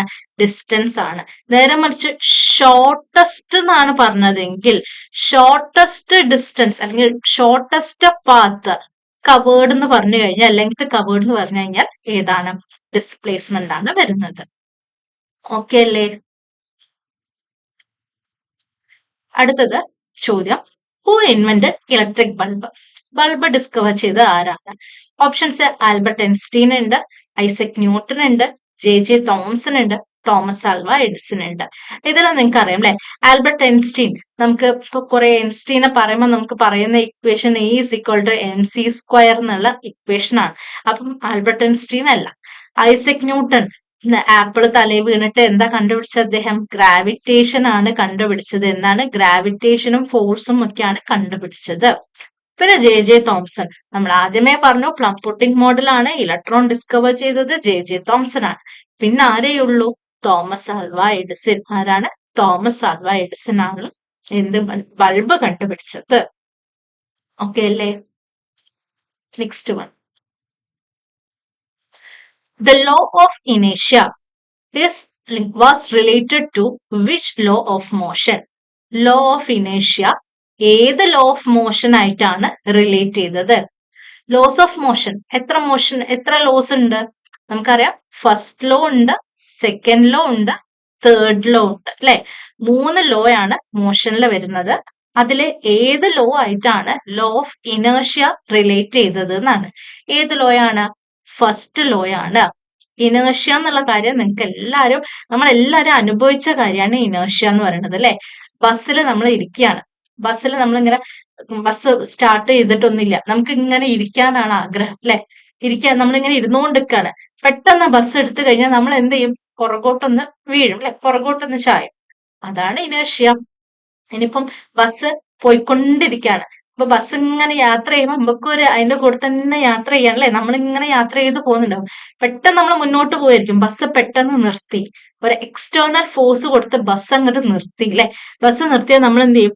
മുന്നോട്ട് പോകും. നമുക്ക് ആഗ്രഹം എന്താ? മുന്നോട്ട് പോകാനാ. അപ്പൊ നമുക്കൊരു ടെൻഡൻസി ഉണ്ടാവും, മുന്നോട്ട് പോകാൻ ഒരു ടെൻഡൻസി ഉണ്ടാവും. ആ ടെൻഡൻസിനെയാണ് നമ്മൾ ഇനേർഷ്യ എന്ന് പറയുന്നത്. അത് ഏത് ലോലാ പറഞ്ഞതെന്ന് ചോദിച്ചു കഴിഞ്ഞാൽ ഫസ്റ്റ് ലോയിലാണ് പറയുന്നത്. ഇനി സെക്കൻഡ് ലോ പ്രകാരം നമുക്ക് പറഞ്ഞു തരുന്നത് ഒരു ഇക്വേഷൻ ആണ്. ഫോഴ്സിന്റെ ഇക്വേഷൻ കണ്ടെത്തി തരുന്നത് സെക്കൻഡ് ലോ ആണ്. ഫോഴ്സിന്റെ equation F = ma mass into acceleration എന്ന് പറഞ്ഞു തരുന്ന ഇക്വേഷൻ, ആ ഇക്വേഷൻ പറഞ്ഞു തരുന്ന ലോ ഏതാന്ന് ചോദിച്ചു കഴിഞ്ഞാൽ സെക്കൻഡ് ലോ ആണ്. തേർഡ് ലോ ഒരുവിധം പേർക്ക് അറിയാം. എന്താണ് third law? Every action as an equal and opposite reaction. ആരെങ്കിലും ഒരാള് നമ്മള് ഭയങ്കരമായിട്ട് അങ്ങോട്ട് ചെയ്ത് കഴിഞ്ഞാൽ നമ്മൾ ഇങ്ങോട്ട് ചെയ്യുന്ന പറയണില്ലേ, അതാണ് every action as an equal and opposite reaction. ഏറ്റവും ബെസ്റ്റ് എക്സാമ്പിൾ നമ്മൾ തോക്ക് കാണാം അല്ലെ. തോക്കില് ബുള്ളറ്റ്, നമ്മൾ തോക്ക് വെച്ച് ബുള്ളറ്റ് ഫയർ ചെയ്യുമ്പോൾ നമ്മൾ കൈ ഒന്ന് പുറകോട്ട് പോകുന്ന കാണാം അല്ലെ. ബുള്ളറ്റ് മുന്നോട്ട് പോകുന്ന അതേ ഫോഴ്സിൽ തന്നെ ആ തോക്കൊന്ന് പുറകോട്ട് വലിക്കുന്നത് കാണാം. അതാണ് third law, every action as an equal and opposite reaction. അപ്പൊ ഇതില് ഇനേർഷ്യ പറഞ്ഞു തരുന്നത് ഏത് ലോയാന്ന് ചോദിച്ചു കഴിഞ്ഞാൽ ഫസ്റ്റ് ലോയാണ്. അടുത്തത്, what is the chemical name of vitamin C? Vitamin സിന്റെ കെമിക്കൽ നെയിം എന്താണെന്നാ ചോദിക്കുന്നത്. ഇവിടെ സിട്രിക് ആസിഡ് ഉണ്ട്, എസ്കോബിക് ആസിഡ് ഉണ്ട്, തയമിൻ ഉണ്ട്, ടാർട്ടാറിക് ആസിഡ് ഉണ്ട്. അപ്പൊ ഇതില് ഏതായിരിക്കും വൈറ്റമിൻ സിന്റേത്? സിട്രിക് ആസിഡ് നമ്മൾ സിട്രസ് ഫ്രൂട്ടിൽ നിന്ന് പഠിക്കണം. എസ്കോബിക് ആസിഡ് ഉണ്ട്, എസ്കോബിക് ആസിഡ് ആണ് എന്ത്? വൈറ്റമിൻ സിന്റെ പേര്. വൈറ്റമിൻ സിന്റെ പേരെന്താണ്? എസ്കോബിക് ആസിഡ്. തയമിൻ എന്തിന്റെ പേരാണ്? വൈറ്റമിൻ B1ന്റെ പേരാണ് തയാമിൻ എന്നുള്ളത് ഓർത്തു വെക്കുക. ടാർട്ടാറിക് ആസിഡ്, ടാർട്ടാറിക് ആസിഡ് എന്ന് പറയുന്നത് ടാമറിൻഡിൽ, നമ്മൾ നേരത്തെ പറഞ്ഞു ടാമറിൻഡിലും ഗ്രേപ്സിലും, ടാമറിൻഡ് തന്നെ എന്താ? പുളിയിലും ഗ്രേപ്സിലും കാണപ്പെടുന്നതാണ് ടാർട്ടാറിക് ആസിഡ്. അതൊരു വൈറ്റമിൻ അല്ല എന്ന് ഓർത്തു വെക്കുക. സിട്രിക് ആസിഡ് സിട്രസ് ഫ്രൂട്ടിൽ, അതായത് വൈറ്റമിൻ സി പോലത്തെ ഉള്ള സിട്രസ് ഫ്രൂട്ടിൽ കാണപ്പെടുന്ന ആസിഡ് ആണ് സിട്രിക് ആസിഡ്. ഒരിക്കലും ഇതിന്റെ പേരല്ല, വൈറ്റമിൻ സിന്റെ പേരല്ല. ഈ വൈറ്റമിൻ സി അടങ്ങിയ ഫ്രൂട്ട് ഉണ്ടാവില്ലേ, അതായത് ഓറഞ്ച്, ലെമണ്, അതിലൊക്കെ കാണുന്ന ആസിഡ് ആണ് സിട്രിക് ആസിഡ്. പക്ഷെ ഈ വൈറ്റമിന്റെ പേരെന്താണ്? എസ്കോബിക് ആസിഡ് ആണ്. അപ്പൊ പേരുകൾ ഓർത്തു വെക്കണേ. വൈറ്റമിൻ എ ഉണ്ട്, വൈറ്റമിൻ ബി ഉണ്ട്, സി ഉണ്ട്, ഡി ഉണ്ട്, ഇ ഉണ്ട്, കെ ഉണ്ട്. അതിൽ ബിയിൽ കുറച്ച് വകഭേദങ്ങൾ ഉണ്ട്, അതും കൂടി പേര് ഓർത്തു വെക്കുക. അടുത്ത ചോദ്യം, the yellow colour of urine is due to the presence of. എന്ത് കളറാ? Yellow colour. എന്തിന്റെ? യൂറിന്റെ, മൂത്രത്തിന്റെ മഞ്ഞ നിറത്തിന് കാരണം എന്താന്നാ ചോദിച്ചത്. ഓപ്ഷൻ ബൈലുണ്ട്, ലിംഫ് ഉണ്ട്, യൂറോബിലിൻ അല്ലെങ്കിൽ യൂറോക്രോം ഉണ്ട്, കൊളസ്ട്രോൾ ഉണ്ട്. ഇതില് കൊളസ്ട്രോൾ നമുക്ക് ഒന്ന് ഊഹിച്ചാൽ പെട്ടെന്ന് വിടാം. കൊളസ്ട്രോൾ എന്ന് പറഞ്ഞു കഴിഞ്ഞാൽ എന്താ? കൊഴുപ്പാണ്. അപ്പൊ നമ്മൾ അതിനെ എലിമിനേറ്റ് ചെയ്തു. പിന്നുള്ള ലിംഫും ബൈലും ആണ്. ബൈൽ എന്തായിട്ട് റിലേറ്റഡ് ആണെന്ന് ചോദിച്ചാൽ ലിവർ ആയിട്ട് റിലേറ്റഡ് ആണ് ബൈല്. ലിവർ സെക്രീറ്റ് ചെയ്യുന്ന ആളാണ് ബൈല്. അതെന്തായാലും അല്ല. പിന്നുള്ളത് ലിംഫാണ്. നിങ്ങൾ കേട്ടിട്ടുണ്ടാവും ലിംഫ് എന്നുള്ളത് അല്ലെ. ലിംഫ് അല്ലെങ്കിൽ ടിഷ്യൂ ഫ്ലൂയിഡ് എന്നൊക്കെ പറയും. നമുക്കറിയാം നമ്മുടെ ബോഡിയില് സെൽസ് ഇങ്ങനെ നിരനിരയായിട്ട് സെൽസ് ഉണ്ടാവും അല്ലെ. ഇതാണ് സെൽസ്. ഈ സെൽസിന്റെ മുകളിൽ കൂടിയാണ് എന്ത് പോവുക? ബ്ലഡ് വെസൽസ് പോവുക. ഇതിലൂടെ എന്ത് പോകുന്നുണ്ടാവും? ബ്ലഡ് പോകുന്നുണ്ടാവും. അപ്പൊ ഇതില് ഈ ബ്ലഡ് വെസൽസിൽ കുഞ്ഞു കുഞ്ഞു ഹോൾസ് ഉണ്ടാവും. ഈ കുഞ്ഞു കുഞ്ഞു ഹോൾസിലൂടെ എന്ത് ചെയ്യുന്നുണ്ട്? കുറച്ച് ബ്ലഡ് സെല്ലിന്റെ ഇടയിലോട്ട് അല്ലെ, രണ്ട് സെല്ലിന്റെ ഇടയിലോട്ട് വരുന്നുണ്ടാവും. ഇതിനെയാണ് ടിഷ്യൂ ഫ്ലൂയിഡ് എന്ന് പറയുന്നത്. ഇപ്പൊ ടിഷ്യൂ ഫ്ലൂയിഡ് വരുന്നത് ഒരിക്കലും യൂറിനില് മഞ്ഞ നിറം വരുത്തുന്ന ഒരാളല്ല. പിന്നെ ആരേ ഉള്ളൂ? യൂറോബിലിൻ അല്ലെങ്കിൽ യൂറോക്രോം. പേരിൽ തന്നെ യൂറോ എന്നുണ്ട്. അപ്പൊ ഓർത്ത് വെക്ക, യൂറോബിലിൻ അല്ലെങ്കിൽ യൂറോക്രോം. അടുത്ത ക്വസ്റ്റ്യൻ.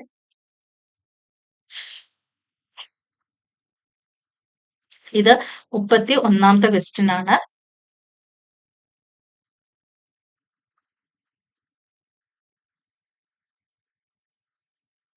മുപ്പത്തിരണ്ടാമത്തെ question. The green colour of leaves is due to. ഇലകൾക്ക് പച്ച നിറം നൽകുന്നത് ആരാന്നാ ചോദ്യം. ക്ലോറോഫിൽ ആണോ, ആൽബുമിൻ ആണോ, ഗ്ലോബുലിൻ ആണോ, കരോട്ടിൻ ആണോ? അപ്പൊ കരോട്ടിൻ എന്നുള്ള വാക്കില് നമുക്ക് ക്യാരറ്റ് ഉണ്ട്. ക്യാരറ്റിന്റെ നിറം എന്താ? ഒരു യെല്ലോയിഷ് ഓറഞ്ച് നിറല്ലേ. അപ്പൊ എന്തായാലും കരോട്ടിൻ അല്ല. ആൽബുമിനും ഗ്ലോബുലിനും ഒരു പ്രോട്ടീനുകളാണ്. സോ അത് രണ്ടും അല്ല. പിന്നെ ഇലയായിട്ട് ബന്ധപ്പെട്ടത്, ലീഫായിട്ട് അല്ലെങ്കിൽ പ്ലാന്റ് ആയിട്ട് ബന്ധപ്പെട്ടത് ആരേ ഉള്ളൂ? ക്ലോറോഫിൽ ആണ് ഉള്ളത്. The green colour of leaf is due to എന്താണ്? ക്ലോറോഫിൽ. മറക്കരുത്, ഇലകൾക്ക് പച്ച നിറം നൽകുന്നത് ആരാണ്? ക്ലോറോഫിൽ ആണ്. അടുത്ത ചോദ്യം നോക്കാം. 33.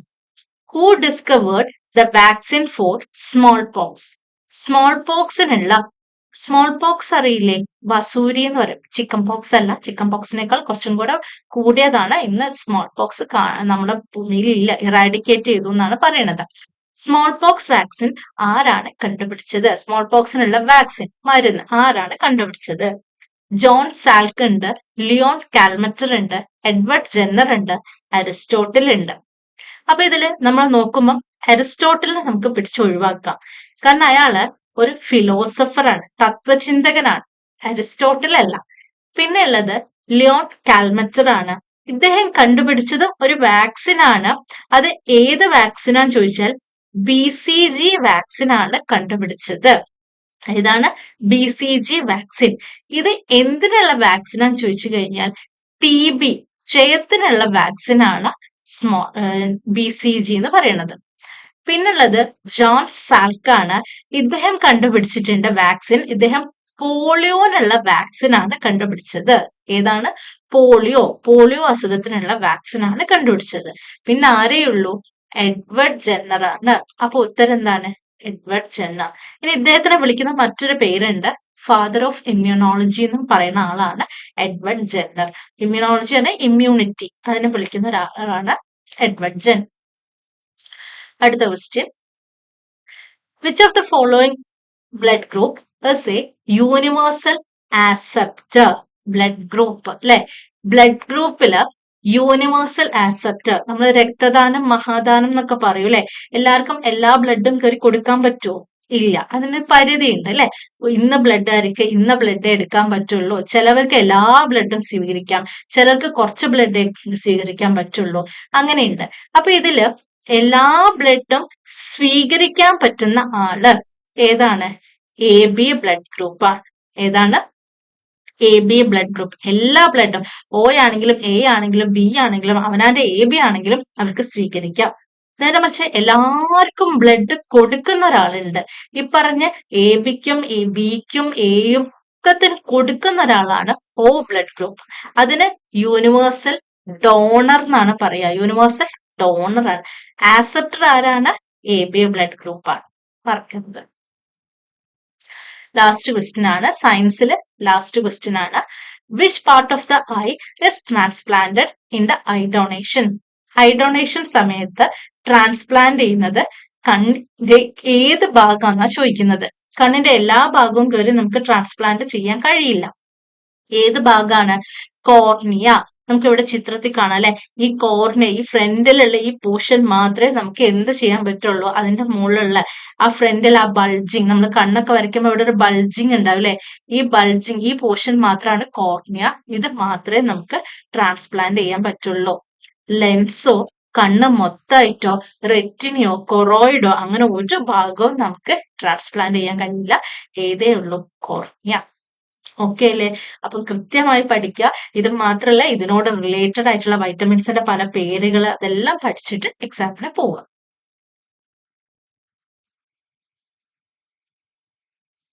രണ്ടാമത്തെ ക്വസ്റ്റ്യൻ പേപ്പറിലെ മോഡൽ എക്സാം 2ന്റെ ക്വസ്റ്റ്യൻസ് മാത്സ് പാർട്ടാണ് നമ്മൾ ഡിസ്കസ് ചെയ്യാൻ പോകുന്നത്. ക്വസ്റ്റ്യൻ നമ്പർ 36 മുതൽ ക്വസ്റ്റ്യൻ നമ്പർ 50 വരെ 50 വരെയുള്ള ക്വസ്റ്റ്യൻസ് ആണ് നമ്മൾ ഡിസ്കസ് ചെയ്യാൻ പോകുന്നത്. അപ്പൊ നമുക്ക് നോക്കാം. 36ാമത്തെ ക്വസ്റ്റ്യൻ കേട്ടോ. What is the cost price of an article if the selling price is 1500 and the profit percentage is 20%? അതായത് കോസ്റ്റ് പ്രൈസ്, ഏതൊരു ആർട്ടിക്കിളിന്റെ കോസ്റ്റ് പ്രൈസ് എത്രയാണെന്നാണ് ചോദിച്ചിട്ടുള്ളത്. സെല്ലിംഗ് പ്രൈസ് വന്നിട്ടുണ്ട് 1500 അല്ലെ. സെല്ലിംഗ് പ്രൈസ് എത്രയാ? 1500 എന്ന് പറയുന്നുണ്ട്.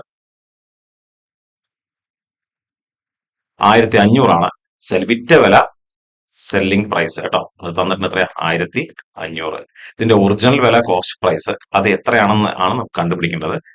പ്രോഫിറ്റ് പറഞ്ഞത് എത്രയാ? 20%. പ്രോഫിറ്റ് 20% എന്ന് പറഞ്ഞു കഴിഞ്ഞാൽ അതായത് വിറ്റ വില 1500 വിൽക്കുമ്പോൾ പ്രോഫിറ്റ് എത്രയാണ്? 20% ആണ്. വിൽക്കുമ്പോൾ ലാഭം എത്രയാണ്? 20%. അതിനർത്ഥം എപ്പോഴും നമ്മൾ റെഫറൻസ് കോസ്റ്റ് പ്രൈസ് ആക്കി എടുക്കുകയാണെങ്കിൽ കോസ്റ്റ് പ്രൈസ് 100% ആയിരിക്കും. വിറ്റത് 20% ലാഭത്തിനാണ് എന്നുണ്ടെങ്കിൽ വിറ്റ ശതമാനം 120% ആയിരിക്കും. ഇനിയിപ്പോ 20% നഷ്ടത്തിലാണ് വിൽക്കണമെന്നുണ്ടെങ്കിൽ, അതായത് ഇപ്പൊ ഇവിടെ പ്രോഫിറ്റ് 20% ആണ് പറയുന്നത്, അഥവാ ലോസ് ആണ് 20% എന്നുണ്ടെങ്കിൽ വിറ്റ ശതമാനം 80% ആയിരിക്കും. ഓക്കെ, ഇവിടെ പക്ഷെ എന്താ? 20% ലാഭത്തിന് വിൽക്കണു എന്ന് പറയുന്നു. അപ്പൊ വിറ്റ ശതമാനം, ലാഭം 20% എന്നുണ്ടെങ്കിൽ വിറ്റ ശതമാനം എത്രയായിരിക്കും? 120% ആയിരിക്കും. വിറ്റ വില തന്നിട്ടുണ്ട് 1500 രൂപ അല്ലെ. വിറ്റ വില 1500 ആണെന്ന് പറഞ്ഞിട്ടുണ്ട്.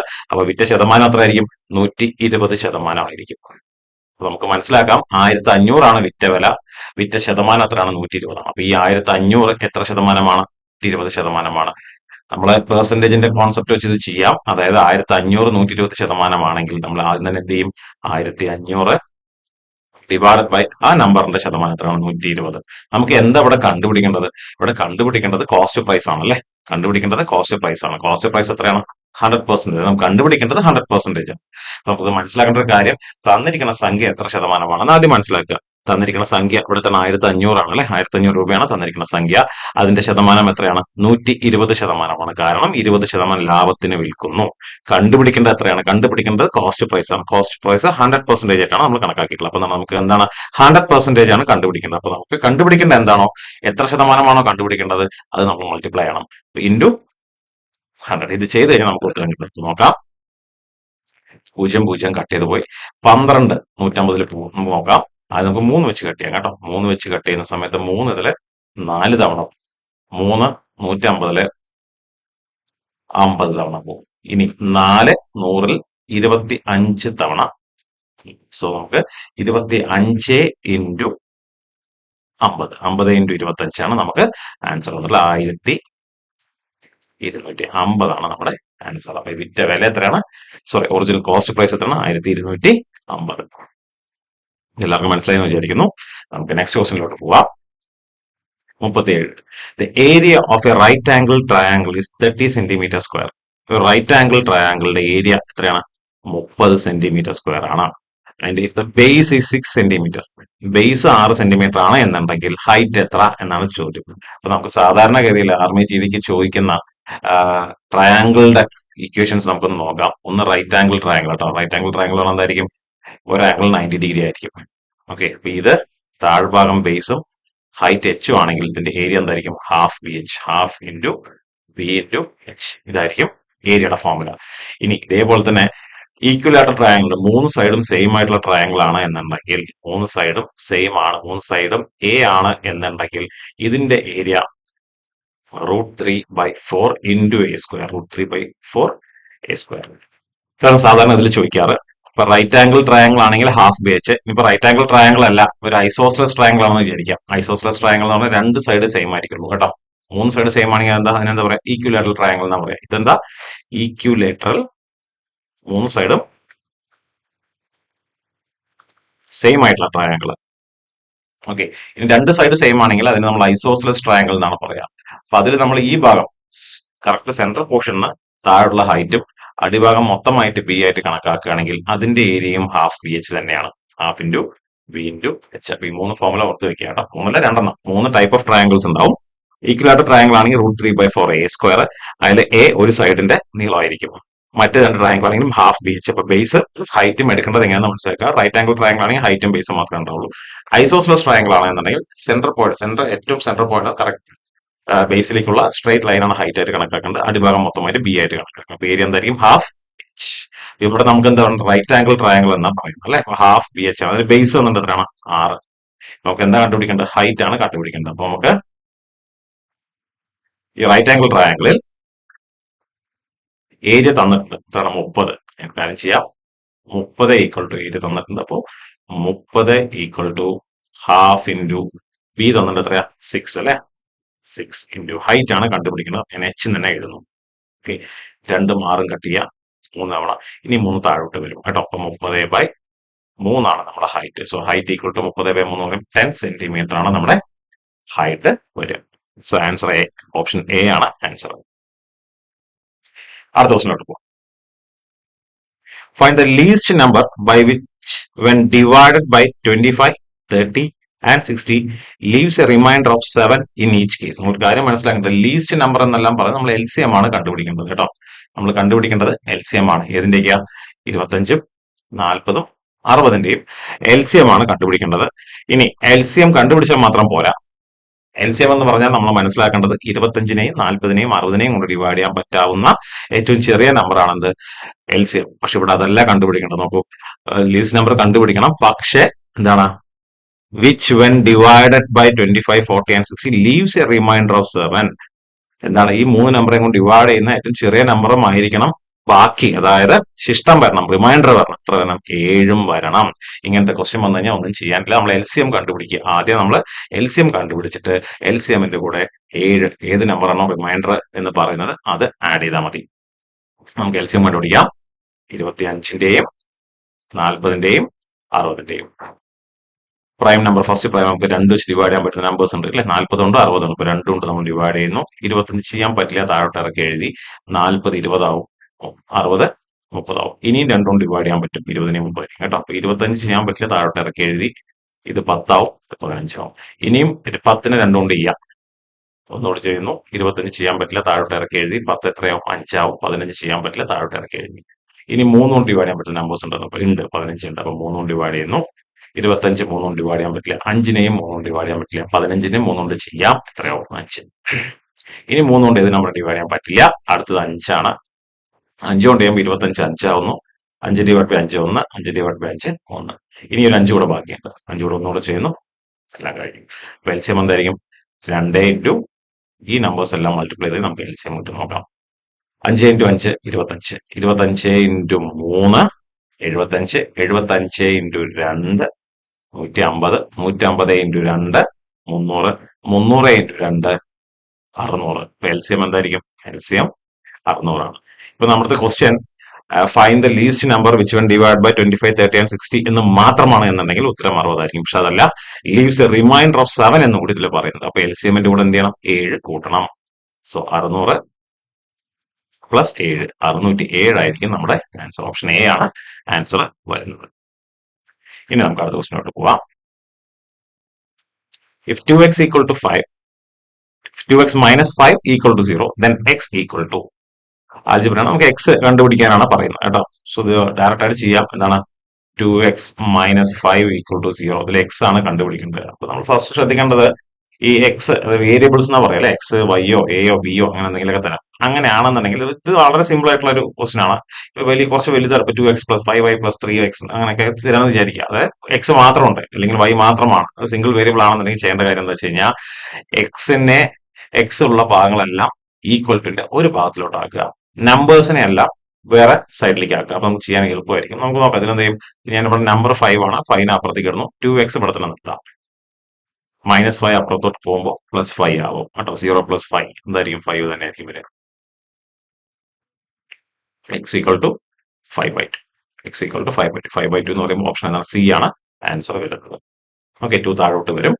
x equal to 5/2 അല്ലെങ്കിൽ ഒന്നുകൂടെ ചെയ്യുകയാണെങ്കിൽ എത്ര ആയിരിക്കും? 2.5. 2.5 ആയിരിക്കും ആൻസർ. 5/2 നമുക്ക് ഓപ്ഷനിലുണ്ട്. സോ ആൻസർ എന്തായിരിക്കും? 5/2. അടുത്ത ക്വസ്റ്റിനോട്ട് പോവാം. If HCF and LCM of two numbers are 18 and 37, 3780 respectively. If one of them is 540, then the second one is. HCF ഉം LCM ഉം തന്നിട്ടുണ്ട്. 18 3780. ഇതാണ് 18 ആണ് HCF, 3780 ആണ് LCM. അതിൽ ഏതിന്റെയൊക്കെയാ? Of two numbers. എന്താണ്? രണ്ട് നമ്പേഴ്സിന്റെ LCM ഉം HCF ആണ് തന്നിട്ടുള്ളത്. അതിൽ ഒരു നമ്പർ തന്നിട്ടുണ്ട്. എത്രയാണ്? 540. ഇനി നമുക്ക് എന്ത് കണ്ടുപിടിക്കണം? അടുത്ത നമ്പർ ഏതാണ്? എന്താ വെച്ച് കഴിഞ്ഞാൽ ഇപ്പൊ രണ്ട് നമ്പേഴ്സിന്റെ HCF ഉം LCM ഉം തന്നിട്ടുണ്ടെങ്കിൽ നമ്മൾ ചെയ്യേണ്ടത് first number into second number ചെയ്ത് കഴിഞ്ഞാൽ, ഇതാണ് നമ്പേഴ്സ് എന്ന് വിചാരിക്കാം, N1 N2. ഈ രണ്ട് നമ്പേഴ്സ് മൾട്ടിപ്ലൈ ചെയ്ത് കഴിഞ്ഞാൽ കിട്ടാൻ പോകുന്നത് ഈ രണ്ട് നമ്പേഴ്സിന്റെയും LCM ഇൻറ്റു HCF ആയിരിക്കും. ഓക്കെ, ഇപ്പൊ രണ്ട് നമ്പേഴ്സിന്റെ കാര്യത്തിൽ മാത്രമേ ഇത് വരുള്ളൂ. സോ രണ്ട് നമ്പേഴ്സ് തരികയാണെന്നുണ്ടെങ്കിൽ ആ രണ്ട് നമ്പേഴ്സിന്റെ LCM HCF നിങ്ങൾക്ക് തരികയാണെന്നുണ്ടെങ്കിൽ രണ്ട് നമ്പർ മൾട്ടിപ്ലൈ ചെയ്ത് കഴിഞ്ഞാൽ കിട്ടുന്ന അതേ ഉത്തരം തന്നെ ആയിരിക്കും അതിന്റെ LCM ഇൻറ്റു HCF ചെയ്താൽ കിട്ടുന്നത്. സോ ഇത് ഇങ്ങനത്തെ ക്വസ്റ്റ്യൻസ് വരുമ്പോൾ ഏതെങ്കിലും ഒരു നമ്പർ അവർ തരില്ല. ഓക്കെ, ഇതിൽ ഒരു നമ്പർ തന്നിട്ടില്ല അല്ലെ. സെക്കൻഡ് നമ്പർ കണ്ടുപിടിക്കാനാണ് പറഞ്ഞത്. ഫസ്റ്റ് നമ്പർ തന്നത് 540, LCM തന്നിട്ട് HCF തന്നിട്ട്. ചിലപ്പോൾ രണ്ട് നമ്പർ തരാം, HCF തരാം, LCM കാണാൻ പറയും. രണ്ട് നമ്പർ തന്നു കഴിഞ്ഞാൽ ഈ ഫോമിന്റെ ആവശ്യമാണ്, നമുക്ക് ഡയറക്റ്റ് LCM കാണാം. എന്നിട്ട് മിക്കവാറും ഒരു നമ്പർ തരില്ല, വേറെ നമ്പർ കാണാൻ പറയും, HCF തരും, LCM തരും. ഇതിൽ തന്നിട്ടുണ്ട്. നമുക്ക് നമ്പർ 2 N2 കണ്ടുപിടിച്ചാൽ മതി കേട്ടോ. N1 ഫസ്റ്റ് നമ്പർ തന്നിട്ട് 540 ഇൻറ്റു N2 ഈക്വൽ LCM എത്രയാ? 18 3780 കേട്ടോ. 3780 into 18. N2 equal to 3780 into 18 540. 540 താഴോട്ട് വരും. 540 0 കട്ട് ചെയ്ത് കളഞ്ഞു. 18 54 3 തവണ പോകും. 378 ഡിവൈഡ് ബൈ 3 ചെയ്താൽ മതി. ചെയ്ത് നോക്കാം. 378 ഡിവൈഡ് ബൈ 3 ഒരു തവണ, 2 തവണ, 6 തവണ, 126. അപ്പൊ N2 സെക്കൻഡ് നമ്പർ എത്ര ആയിരിക്കും? 126. സോ ഇങ്ങനത്തെ ക്വസ്റ്റ്യൻസ് വന്നു കഴിഞ്ഞാൽ രണ്ട് നമ്പറും LCM HCF അങ്ങനത്തെ ക്വസ്റ്റ്യൻസ് വരികയാണെന്നുണ്ടെങ്കിൽ first number into second number equal to എന്തായിരിക്കും? LCM into HCF. Okay, next ക്വസ്റ്റ്യനിലോട്ട് പോകാം കേട്ടോ. The circumference of a circle is 66 meters. Circumference എന്ന് പറഞ്ഞാൽ പെരിമീറ്റർ ആണ്. ഓക്കെ, സർക്കിളിന്റെ പെരിമീറ്റർ എന്നുണ്ട് എത്രയാണ്? 66 മീറ്റർ. റേഡിയസ് എത്ര എന്നുള്ളതാണ് ചോദ്യം. സർക്കിളിന്റെ പെരിമീറ്റർ, സർക്കിളിന്റെ റേഡിയസ് ആണെങ്കിൽ ഏരിയ എന്താണ്? ഏരിയ πr² ആണ്. അതേപോലെ സർക്കംഫറൻസ് അല്ലെങ്കിൽ പെരിമീറ്റർ എന്താണ്? 2πr ആയിരിക്കും. ഓക്കെ, ഇപ്പൊ നമുക്ക് ഇവിടെ എന്താണ്? പിന്നെ പൈന്റെ വാല്യൂ നമുക്ക് എന്താണ്? പൈന്റെ വാല്യൂ 22/7 അല്ലെങ്കിൽ ഡിവൈഡ് ചെയ്ത് കഴിഞ്ഞാൽ 3.14 ഇങ്ങനെ നിൽക്കില്ല, നമ്മൾ 3.14 എന്ന് കണക്കെടുക്കും. ഓക്കെ, അപ്പൊ പൈന്റെ വാല്യൂ 22/7 അല്ലെങ്കിൽ 3.14 നമുക്ക് ഏത് വേണമെങ്കിലും ഉപയോഗിക്കാം. സോ ഏരിയ πr² പെരിമീറ്റർ എന്താണ്? 2πr ആണ്.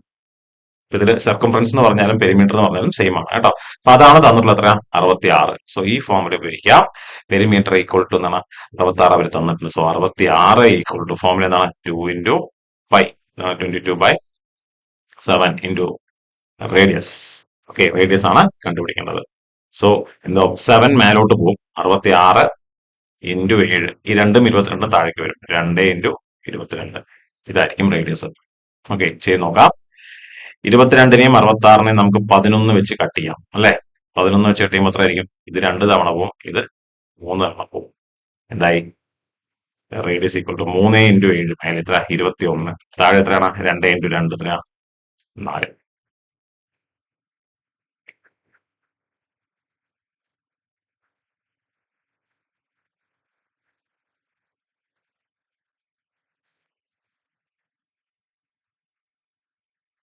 സോറി, ഇതില് 11 6 തവണയാണ് പോകുന്നത് കേട്ടോ, 3 അല്ല. 11 എത്രയാണ്? 6 തവണ പോകും. ഓക്കെ, അപ്പൊ എത്ര ആയിരിക്കും? 6 × 7 മേലെ എന്താ? താഴെ എന്താണ്? 2 × 2. ഓക്കെ, ആയിക്കോട്ടെ. നമുക്ക് ഒന്നുകൂടെ കട്ട് ചെയ്യാം അല്ലെ. രണ്ടും എന്താണ്? 3 കട്ട് ചെയ്യാം. അപ്പൊ എന്തായിരിക്കും? 21/2 വരും. എത്ര? 21/2. റേഡിയസ് 21/2 എന്ന് പറയുമ്പോൾ എത്ര ആയിരിക്കും? 10.5 സെന്റിമീറ്റർ. ഓക്കെ, അപ്പൊ അത്രേ ഉള്ളൂ. ഈ സർക്കിളിലെ മിക്കവാറും ചോദിക്കുന്ന ഫോർമുലാസ് ഇതൊക്കെ ആയിരിക്കും. ഏരിയ πr², അതുപോലെ തന്നെ പെരിമീറ്റർ എന്താണ്? 2πr. ഈ സെഗ്മെന്റ് അങ്ങനത്തുള്ള കാര്യങ്ങളൊന്നും ചോദിക്കുന്ന കണ്ടിട്ടില്ല. ഈ രണ്ട് ഫോർമുല ഓർത്ത് വെക്കുക. ഏരിയ ആൻഡ് വോള്യത്തിൽ നമ്മൾ കുറെ ഷേപ്പ്, അതേപോലെ 2 ഡയമെൻഷനിൽ, അതേപോലെ 3 ഡയമെൻഷനിൽ വോള്യം എല്ലാം കാണാനുള്ളത് നമ്മൾ ക്ലാസ്സിൽ ഒരുപാട് തവണ ഡിസ്കസ് ചെയ്തിട്ടുണ്ട്. ആ ഫോർമുലസ് എല്ലാം ഒന്ന് നന്നായിട്ട് പഠിക്കുക.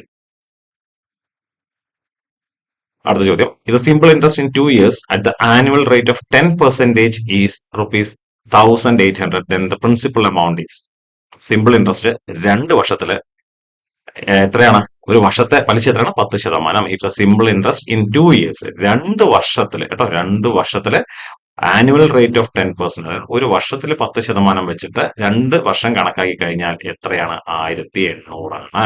അതായത് സിമ്പിൾ ഇൻട്രസ്റ്റ് കേട്ടോ, പലിശന്റെ കാര്യമാണ് അവർ പറഞ്ഞിട്ടുള്ളത്. 1800. നമുക്ക് എന്താ കണ്ടുപിടിക്കേണ്ടത്? പ്രിൻസിപ്പൽ എമൗണ്ട് ആണ് കണ്ടുപിടിക്കേണ്ടത്. സിമ്പിൾ ഇൻട്രസ്റ്റിന്റെ ഫോർമുല ഉപയോഗിക്കാം. എന്താണ്? Simple interest equal to P × R × T by 100. ഇവിടെ എന്ത് തന്നിട്ടുണ്ട്? സിമ്പിൾ ഇൻട്രസ്റ്റ് തന്നിട്ടുണ്ട് അല്ലെ. 1800 സിമ്പിൾ ഇൻട്രസ്റ്റ് എത്രയാണെന്ന് പറയേണ്ടത്. എന്താ കണ്ടുപിടിക്കേണ്ടത്? പ്രിൻസിപ്പൽ എമൗണ്ട് P ആണ് കണ്ടുപിടിക്കേണ്ടത്. റേറ്റ് തന്നിട്ടുണ്ട് എത്രയാണ്? 10%. പലിശയുടെ ശതമാനം തന്നിട്ടുണ്ട് 10. എത്ര വർഷത്തേക്കാണ്? T എന്ന് പറയുന്നത് 2 വർഷത്തേക്ക്. ഓക്കെ, നോക്കാം. സിമ്പിൾ ഇൻട്രസ്റ്റ് എത്രയാ? 1800. 1800 ഈക്വൽ ടു P × R എത്രയാണ്? 10% ആണല്ലേ. 10 എത്ര വർഷത്തേക്കാ? 2 വർഷത്തേക്കാണ്. So × 2 by 100. 0 കട്ട് ചെയ്ത് കളയാം. 2 10 5 തവണ പോകും. ഇനി 5 × 1800 ചെയ്ത് കഴിഞ്ഞാൽ നമുക്ക് ആൻസർ കിട്ടും. 5 മേലോട്ട് വരും കേട്ടോ. So P equal to 1800 × 5 9000. So principal amount എത്ര ആയിരിക്കും? 9000. നിങ്ങൾക്ക് മനസ്സിലായി എന്ന് വിചാരിക്കണം. സിമ്പിൾ ഇൻട്രസ്റ്റ് ഫോർമുല പഠിച്ചു വയ്ക്കുക. Simple interest equal to PRT by 100. Okay, അതിൽ PO ROT ഏതെങ്കിലും ഒന്ന് കണ്ടുപിടിക്കാൻ പറയും. ചിലപ്പോൾ സിമ്പിൾ ഇൻട്രസ്റ്റ് തന്നെ കണ്ടുപിടിക്കാൻ പറയും. ഇതിൽ ഏതെങ്കിലും ഒന്ന് തരില്ല. ഇവിടെ തരാത്ത അത് P കണ്ടുപിടിക്കാൻ പറഞ്ഞിട്ടുണ്ടായിരുന്നു. സിമ്പിൾ ഇൻട്രസ്റ്റ് വന്നിട്ട് 1800. റേറ്റ് ഓഫ് ഇൻട്രസ്റ്റ് 10%ആണെന്നുള്ളത് പറഞ്ഞിട്ടുണ്ട്. R 10%, ഒരു വാർഷിക പലിശ 10% തന്നിട്ടുണ്ട്. T എത്ര വർഷത്തേക്കാണ്? 2 വർഷത്തേക്കാണെന്നുള്ളത് പറയുന്നുണ്ട്. ഇതിലൊക്കെ മനസ്സിലായെന്ന് വിചാരിക്കുന്നു. Next question. Ram does a work in 10 days and Mohan in 15 days. Ram 10 ദിവസം കൊണ്ട് ഒരു വർക്ക് ഫിനിഷ് ചെയ്യുന്നു. മോഹൻ 15 ദിവസം കൊണ്ട് ഒരു വർക്ക് ഫിനിഷ് ചെയ്യുന്നു. How many days they take when working together? രണ്ടുപേരും കൂടെ ഒരുമിച്ച് വർക്ക് ചെയ്യുകയാണെന്നുണ്ടെങ്കിൽ എത്ര ദിവസം കൊണ്ട് ഫിനിഷ് ചെയ്യും എന്നുള്ളതാണ് ചോദ്യം. ക്ലാസ്സിൽ ഒരുപാട് നമ്മൾ ഡിസ്കസ് ചെയ്യുന്നത്. അതായത് റാം 6 കൊടുക്കാം, അയാൾ 10 ദിവസം കൊണ്ട് ഫിനിഷ് ചെയ്യും എന്നുണ്ടെങ്കിൽ അയാളുടെ ഒരു ദിവസത്തെ വർക്ക് എന്തായിരിക്കും? 1/10.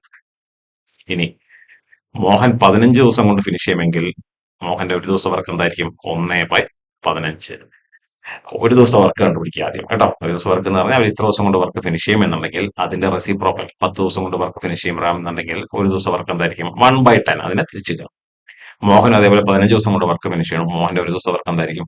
അതിനെ തിരിച്ചില്ല. 1/15. ഇനി രണ്ടുപേരെയും കൂടെ ഒരു ദിവസത്തെ വർക്ക് ആദ്യം കണ്ടുപിടിക്കാം. R + M എത്രയായിരിക്കും? 1/10 + 1/15. ക്രോസ് മൾട്ടിപ്ലൈ ചെയ്യാം. 15 × 1 മേലേക്ക് കേട്ടോ. 15 + 10 × 1 മേലേക്ക്. 10 താഴെ 10 × 15. 10 × 15. 25/10 × 15. 5 കട്ട് ചെയ്യാം. 3 തവണ ഇത് 5 തവണ. മൾട്ടിപ്ലൈ ചെയ്തില്ല കേട്ടോ. മൾട്ടിപ്ലൈ ചെയ്താലും കുഴപ്പമില്ല. സിമ്പിൾ ആയത് കാരണം വലിയ വലിയ നമ്പേഴ്സ് ആണെന്നുണ്ടെങ്കിൽ മൾട്ടിപ്ലിക്കേഷൻ അങ്ങനെ തന്നെ വെക്കുക. കട്ട് ചെയ്യുന്നതിന് മുമ്പ് പ്ലസും മൈനസ് ഒക്കെ ഉണ്ടെങ്കിൽ അതെല്ലാം ചെയ്ത് വെക്കുക. 5 10 2 തവണ 2 × 3 1/6. അതായത് രാമും മോഹനും കൂടെ ഒരു ദിവസത്തെ വർക്ക് എത്രയായിരിക്കും? 1/6. അല്ലെ? ഇപ്പൊ 6 ദിവസം 10 ദിവസം കൊണ്ട് ഞാൻ ഫിനിഷ് ചെയ്യുന്നുണ്ടെങ്കിൽ എന്താണ് ഒരു ദിവസം വർക്ക് എന്തായിരുന്നു 1/10. ഇപ്പൊ നമുക്ക് ഒരു ദിവസം വർക്ക് 1/6 ആണെന്നുണ്ടെങ്കിൽ എത്ര ദിവസം കൊണ്ട് രാമും മോഹനും കൂടി തീർക്കും? 6 ദിവസം കൊണ്ട്. അതിന് തിരിച്ചിട്ടാൽ മതി. ഓക്കെ, അപ്പൊ ഒരു ദിവസം വർക്ക് കാണാം, രണ്ടുപേരും കൂടെ ഒരുമിച്ച് വർക്ക് ചെയ്യണമെന്ന് പറയുന്നതുകൊണ്ട് പ്ലസ് ചെയ്തു. അപ്പൊ രണ്ടുപേരും കൂടെ ഒരു ദിവസം വർക്ക് കിട്ടി 1/6. അപ്പൊ അവർ എത്ര ദിവസം കൊണ്ട് വർക്ക് ഫിനിഷ് ചെയ്യും? 6 ദിവസം. ഓക്കെ, സോ നമുക്ക് നമ്മുടെ ഓപ്ഷൻ എന്താണ്? ഓപ്ഷൻ എ ആണ് ആൻസർ വരുന്നത്. Okay, question number 44. Find the cube root of 1728. 1728ന്റെ ക്യൂബ് റൂട്ട് കണ്ടുപിടിക്കാനാണ് പറയുന്നത്. അപ്പൊ ശരിക്കും നമുക്ക് ക്യൂബ് റൂട്ട് കണ്ടുപിടിക്കണം എന്നുണ്ടെങ്കിൽ നമ്മൾ ചെയ്യേണ്ടത് സാധാരണ നമ്മൾ എന്ത് ചെയ്യും? 1728 2 കൊണ്ട് ഇങ്ങനെ നമ്മൾ എന്താ പറയാ ഫാക്ടറൈസ് ചെയ്യും അല്ലെ? 2 കൊണ്ട് ചെയ്യുമ്പോൾ എത്ര വരും നോക്കാം. 8 6 4 864. ഇനി 2 കൊണ്ട് ചെയ്യുന്നു, എത്രയോ? 432. ഇനിയും 2 കൊണ്ട് ചെയ്യാം, എത്രയാവും? 2 1 6 216. ഇനി 2 വെച്ച് കഴിഞ്ഞാൽ എത്രയായിരിക്കും? 108.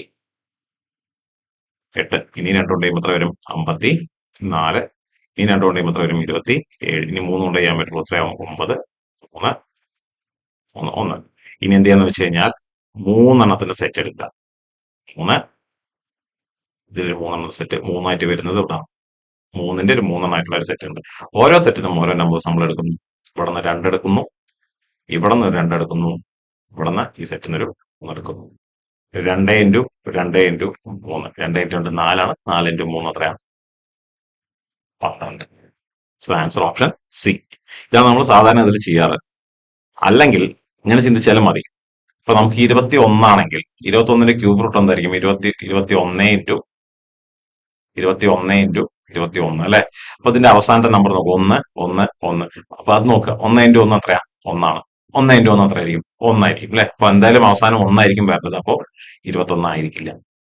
18ന്റെ നോക്കുക, അതേപോലെ 18 ഇൻറ്റു 18 ഇൻറ്റു 18.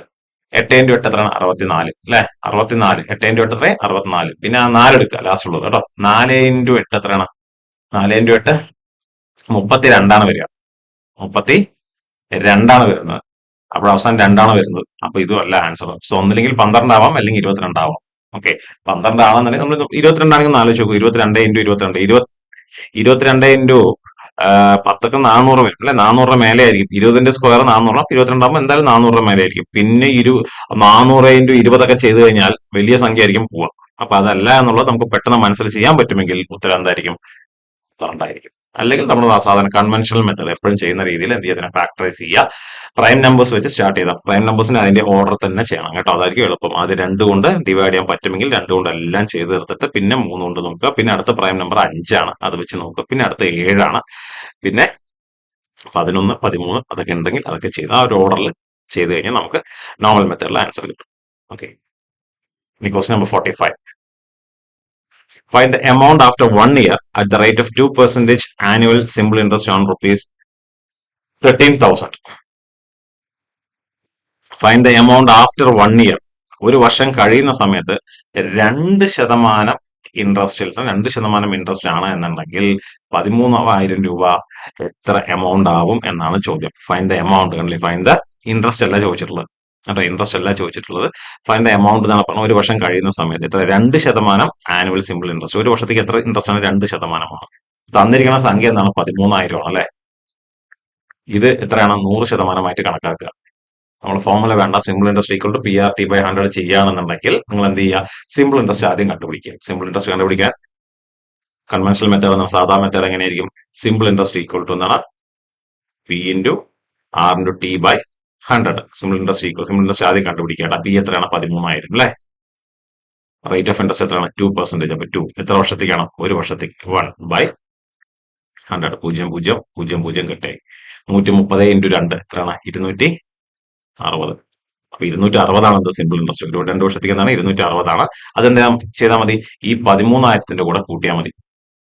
ഇതാണ് നമ്മുടെ മെയിൻ എമൗണ്ട് അല്ലെ? ഇത് എത്ര? ഒരു വർഷത്തേക്കുള്ള പലിശ എത്രയാണ്? 260 ആണ്. അപ്പൊ 13,000 പ്ലസ് 260. ആൻസർ എന്തായിരിക്കും? 13,260. ഓപ്ഷൻ സി ആണ് ആൻസർ വരിക. ഇതല്ലാതെ വേറെ മെത്തേഡ് ഉണ്ട്. നമുക്ക് എന്ത് ചെയ്താൽ മതി? ഞാൻ ചെയ്യുന്നില്ല, നിങ്ങൾ മനസ്സിൽ ചെയ്താലും നിങ്ങൾക്ക് കിട്ടും. എങ്ങനെയാന്ന് വെച്ച് കഴിഞ്ഞാൽ 13,000ന്റെ 2% കൂടുന്നത് അല്ലെ. 13,000ന്റെ 1% എത്ര ആയിരിക്കും? 130 ആയിരിക്കും. എത്ര ആയിരിക്കും? നമ്മൾ കോമൺ സെൻസിൽ ആലോചിക്കുക. 13,000ന്റെ 1% എത്ര ആയിരിക്കും? 130. എത്ര ശതമാനം കൂടണം? 2%. അപ്പൊ 130 പ്ലസ് 130 എത്ര കൂടണം? 260 കൂടണം അല്ലെ. 2% എന്ന് പറയുമ്പോൾ 260. അത് കൂട്ടിയാൽ മതിയല്ലോ. 13,000 കൂടെ എന്താവും? 260 കൂട്ടുന്നു. 13,260. മനസ്സിൽ നിങ്ങൾക്ക് ചെയ്യാൻ പറ്റുമെങ്കിൽ നമ്മൾ പെർസെന്റേജ് ഒക്കെ ചെയ്യുമ്പോൾ നമ്മൾ ക്ലാസ്സിൽ ഒരുപാട് ഓഫ്ലൈൻ ക്ലാസ് ഡിസ്കസ് ചെയ്തിട്ടുണ്ട്. മനസ്സിൽ ചെയ്യാൻ പറ്റുമെങ്കിൽ ആ രീതിയിൽ ചെയ്യാം കേട്ടോ. Next question. The diagonal of a rhombus are 7.5 centimeter and 12 centimeter. Find its area. Rhombus ഉണ്ട് കേട്ടോ. റോംബസിന്റെ ഷേപ്പ് ഇങ്ങനെയാണ്. 4 സൈഡും സെയിം ലെങ്ത് ആയിരിക്കും. പക്ഷെ ആംഗിൾസ് ഒന്നും എന്തായിരിക്കില്ല? 90 ഡിഗ്രി ആയിരിക്കില്ല. ഇതിന്റെ ഡയഗണൽസ് എന്ന് പറഞ്ഞു കഴിഞ്ഞാൽ ഒരു ഡയഗണൽ ഇങ്ങനെ ഉണ്ടാവും, മറ്റേ ഡയഗണൽ ഇങ്ങനെ ഉണ്ടാവും. ഇതിനെ D1 ഇതിനെ D2 ആയിട്ട് കണക്കാക്കുകയാണെങ്കിൽ ഏരിയ എന്തായിരിക്കും? Half into D1 into D2. ആ ഡയഗണൽ ലെങ്ത് എന്നിട്ട് 7 12. നോക്കാം. ഏരിയ ആണ് കാണാൻ പറയുന്നത് കേട്ടോ. So area equal to half into 7.5 into 12. 2 12 6 തവണ പോവും. 6 ഇൻറ്റു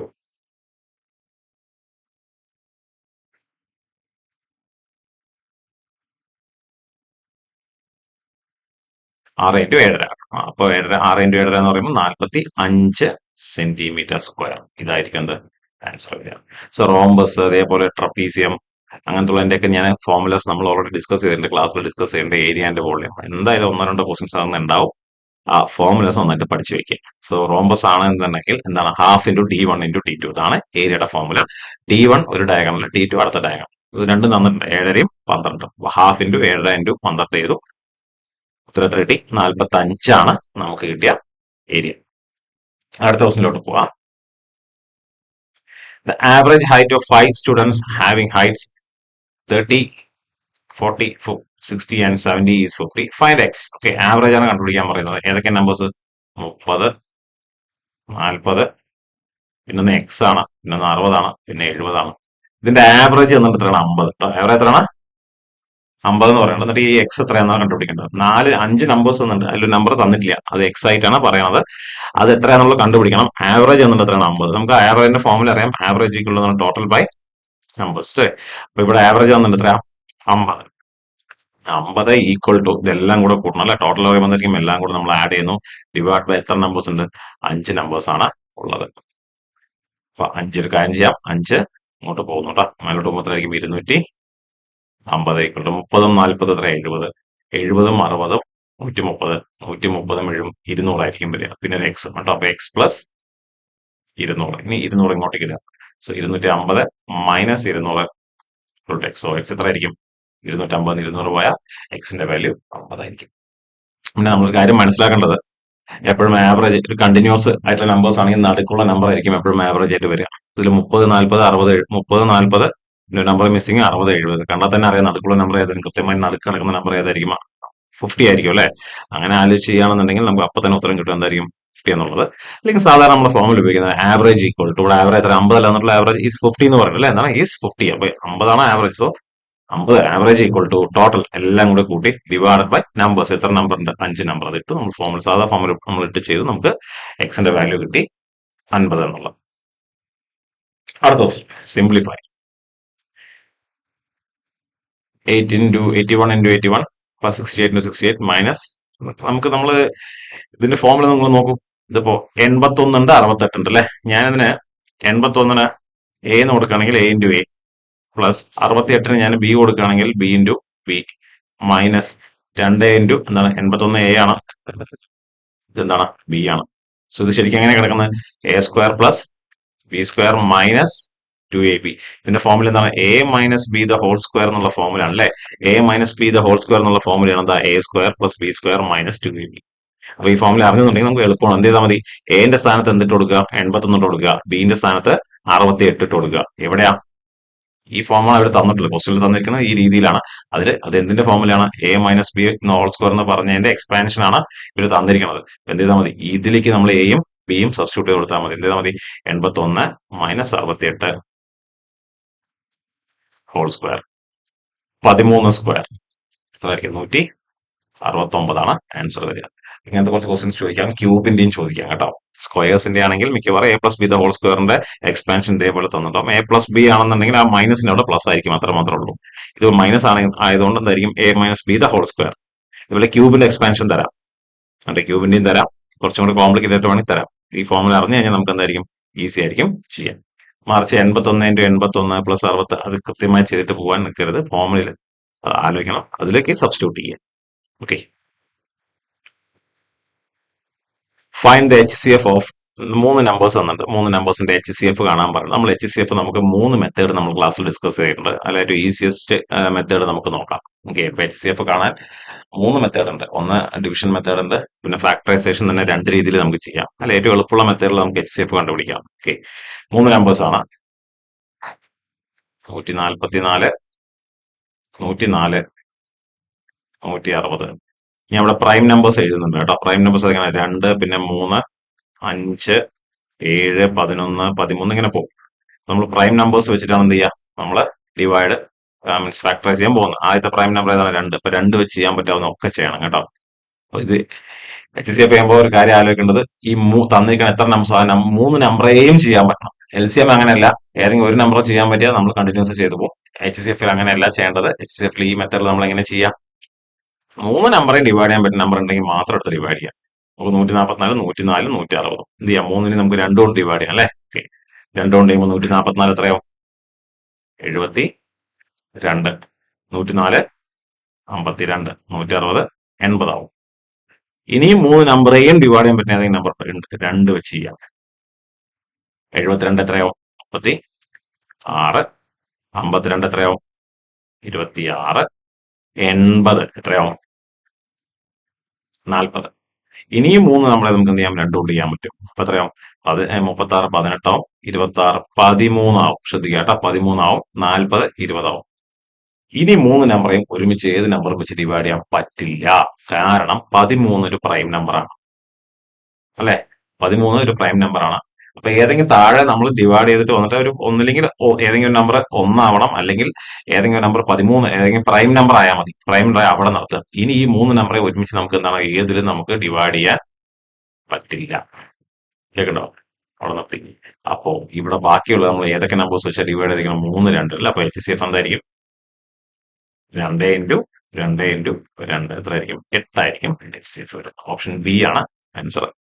സോ LCM കാണുമ്പോഴും HCF കാണുമ്പോഴുള്ള വ്യത്യാസം എന്ന് വെച്ചാൽ LCM ആണെന്നുണ്ടെങ്കിൽ നമ്മൾ ഇനിയും ചെയ്തിട്ട് പോകും. കാരണം എന്താണ്, ഇനിയും 2 വെച്ച് ഏതെങ്കിലും ഒരു നമ്പർ ചെയ്യാം. ഏതെങ്കിലും ഒരു നമ്പർ ചെയ്യാൻ പറ്റുമെങ്കിൽ 2 വെച്ച് എല്ലാം അതൊക്കെ ചെയ്ത് പിന്നെ എല്ലാത്തിനും നമ്മൾ അവസാനം 1, 1, 1 ആക്കി കഴിഞ്ഞാൽ എന്താണ്, അതാണ് LCM. HCF അങ്ങനെയല്ല. ഈ തന്നിരിക്കുന്ന നമ്പേഴ്സിന് എല്ലാ നമ്പറും ഡിവൈഡ് ചെയ്യാൻ പറ്റണം. ഒരു നമ്പർ മാത്രം നമുക്ക് ചെയ്യാൻ പറ്റില്ല. എല്ലാ നമ്പറും കോമൺ ഡിവൈഡ് ചെയ്യാൻ പറ്റുന്ന പ്രൈം നമ്പേഴ്സ് ഉണ്ടെങ്കിൽ അത് വെച്ച് ചെയ്യണം. അപ്പൊ 2 വെച്ച് ചെയ്തപോലെ അത് എവിടെ നിൽക്കും, എവിടെ നിർത്തണം എന്നും കൂടി അറിയണം കേട്ടോ. ഏതെങ്കിലും പ്രൈം നമ്പർ താഴെ വന്നാൽ മതി. ഒന്ന് പ്രൈം നമ്പർ, ആ പ്രൈം നമ്പർ വെച്ചിട്ട് ഇപ്പൊ 13 വെച്ച് ഇതിനെയും ഡിവൈഡ് ചെയ്യാൻ പറ്റുമെങ്കിൽ ഓക്കെ 13 ചെയ്യാമായിരുന്നു. പക്ഷെ ചെയ്യാൻ പറ്റുന്നില്ല അല്ലെ. 18 എന്തായാലും 13 ഡിവൈഡ് ചെയ്യാൻ പറ്റില്ല. 20 എന്നാണ് 13 ഡിവൈഡ് ചെയ്യാൻ പറ്റില്ല. അവിടെ സ്റ്റോപ്പായി. ഇനി കോമൺ ആയിട്ട് ഈ നമ്പേഴ്സിന് ഏത് നമ്പർ വെച്ച് നമുക്ക് ഡിവൈഡ് ചെയ്യാൻ പറ്റില്ല. എവിടെയാണ് നിൽക്കുന്നത്, അപ്പൊ അതുവരെ ഏതൊക്കെ നമ്പർ വെച്ചാൽ ഫാക്ടറൈസ് ചെയ്തേക്കാം, 2, 2, 2 അല്ലെ. 2 × 2 × 2 8 ആയിരിക്കും HCF വരിക. ഇനി last question, BODMAS rule കേട്ടോ. 53 മൈനസ് ഇത് നമ്മൾ ചെയ്യണം, നോക്കാം. 53 minus 12 divided by 3 plus 1 plus 5 square × 2. ഇത് ആദ്യം നമുക്കറിയാം ബോഡ് മാസിൽ BODMAS ബ്രാക്കറ്റ് ആണ് ആദ്യം ചെയ്യേണ്ടത്. അപ്പൊ നമുക്ക് ഏത് ബ്രാക്കറ്റ്, അത് കാണുമ്പോൾ തന്നെ അറിയാം ഉള്ളിലത്തെ ബ്രാക്കറ്റ് ആണ് ആദ്യം ചെയ്യേണ്ടത് അല്ലെ. അപ്പൊ അത് ആദ്യം ചെയ്യണം, എന്നിട്ട് വലിയ ബ്രാക്കറ്റ്. ഇത് എത്രയാവും, 3 പ്ലസ് എത്രയാവും, 4 ആവും.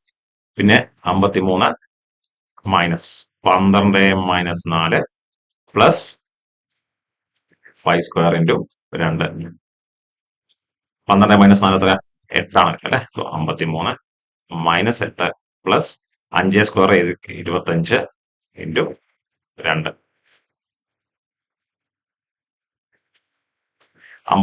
ഇനി ഇതിൽ ഏത് ആദ്യം ചെയ്യാം, ഇനി അടുത്ത ബ്രാക്കറ്റ് കഴിഞ്ഞ് ഓഫ് ഉണ്ടോ, ഓഫ് ഇല്ല. ഡിവിഷൻ ഉണ്ടോ നോക്കൂ, അവിടെ ഡിവിഷൻ ഉണ്ട് അല്ലെ. 12 ഡിവൈഡ് ബൈ സോറി മൈനസ് ആയിരുന്നില്ല, അത് ഡിവിഷൻ ആയിരുന്നു കേട്ടോ. ആദ്യം നമ്മൾ ചെയ്തു 4 കിട്ടി. ഇപ്പൊ 12 ഡിവൈഡ് ബൈ 4 ആണ് ബ്രാക്കറ്റിന്റെ ഉള്ളിലുള്ളത്. പിന്നെ 53 minus 5 square into 2. 12 divide by 4 എത്രയാണ് 3 ആണ്. സോ 53 മൈനസ് 3 പ്ലസ് 5 സ്ക്വയർ പറയുമ്പോൾ 25 ആണ് ഇൻറ്റു 2. ഇനി ഏതാ ചെയ്യേണ്ടത്? ഓഫ് ഉണ്ടോ നോക്കുക. ഇല്ല. ഡിവിഷൻ ഉണ്ടോ നോക്കുക. ഡിവിഷൻ ഉണ്ടായിരുന്നു, ബ്രാക്കറ്റുള്ളത് നമ്മൾ ചെയ്തു. ഇനി അടുത്ത ഏതാണ്? മൾട്ടിപ്ലിക്കേഷൻ ആണ്. 25 ഇൻറ്റു 2 എത്ര ആയിരിക്കും? 53 മൈനസ് 3 പ്ലസ് 50. ഇനി അടുത്ത അഡീഷണൽ സബ്ട്രാക്ഷൻ. അത് എങ്ങനെ വേണമെങ്കിൽ നമുക്ക് ചെയ്യാം കേട്ടോ. അപ്പൊ 53 മൈനസ് 3 ചെയ്യുമ്പോൾ 50 വരും.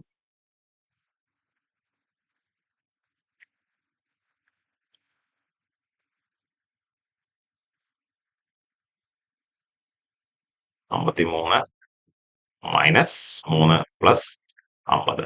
So 50 plus 50. ആൻസർ 100 വരുന്നത്. ഓപ്ഷനിൽ പക്ഷെ 0 എന്നാണ് കൊടുത്തിട്ടുള്ളത് കേട്ടോ. നമുക്ക് ഒന്നും കൂടി ക്രോസ് ചെക്ക് ചെയ്ത് നോക്കാം.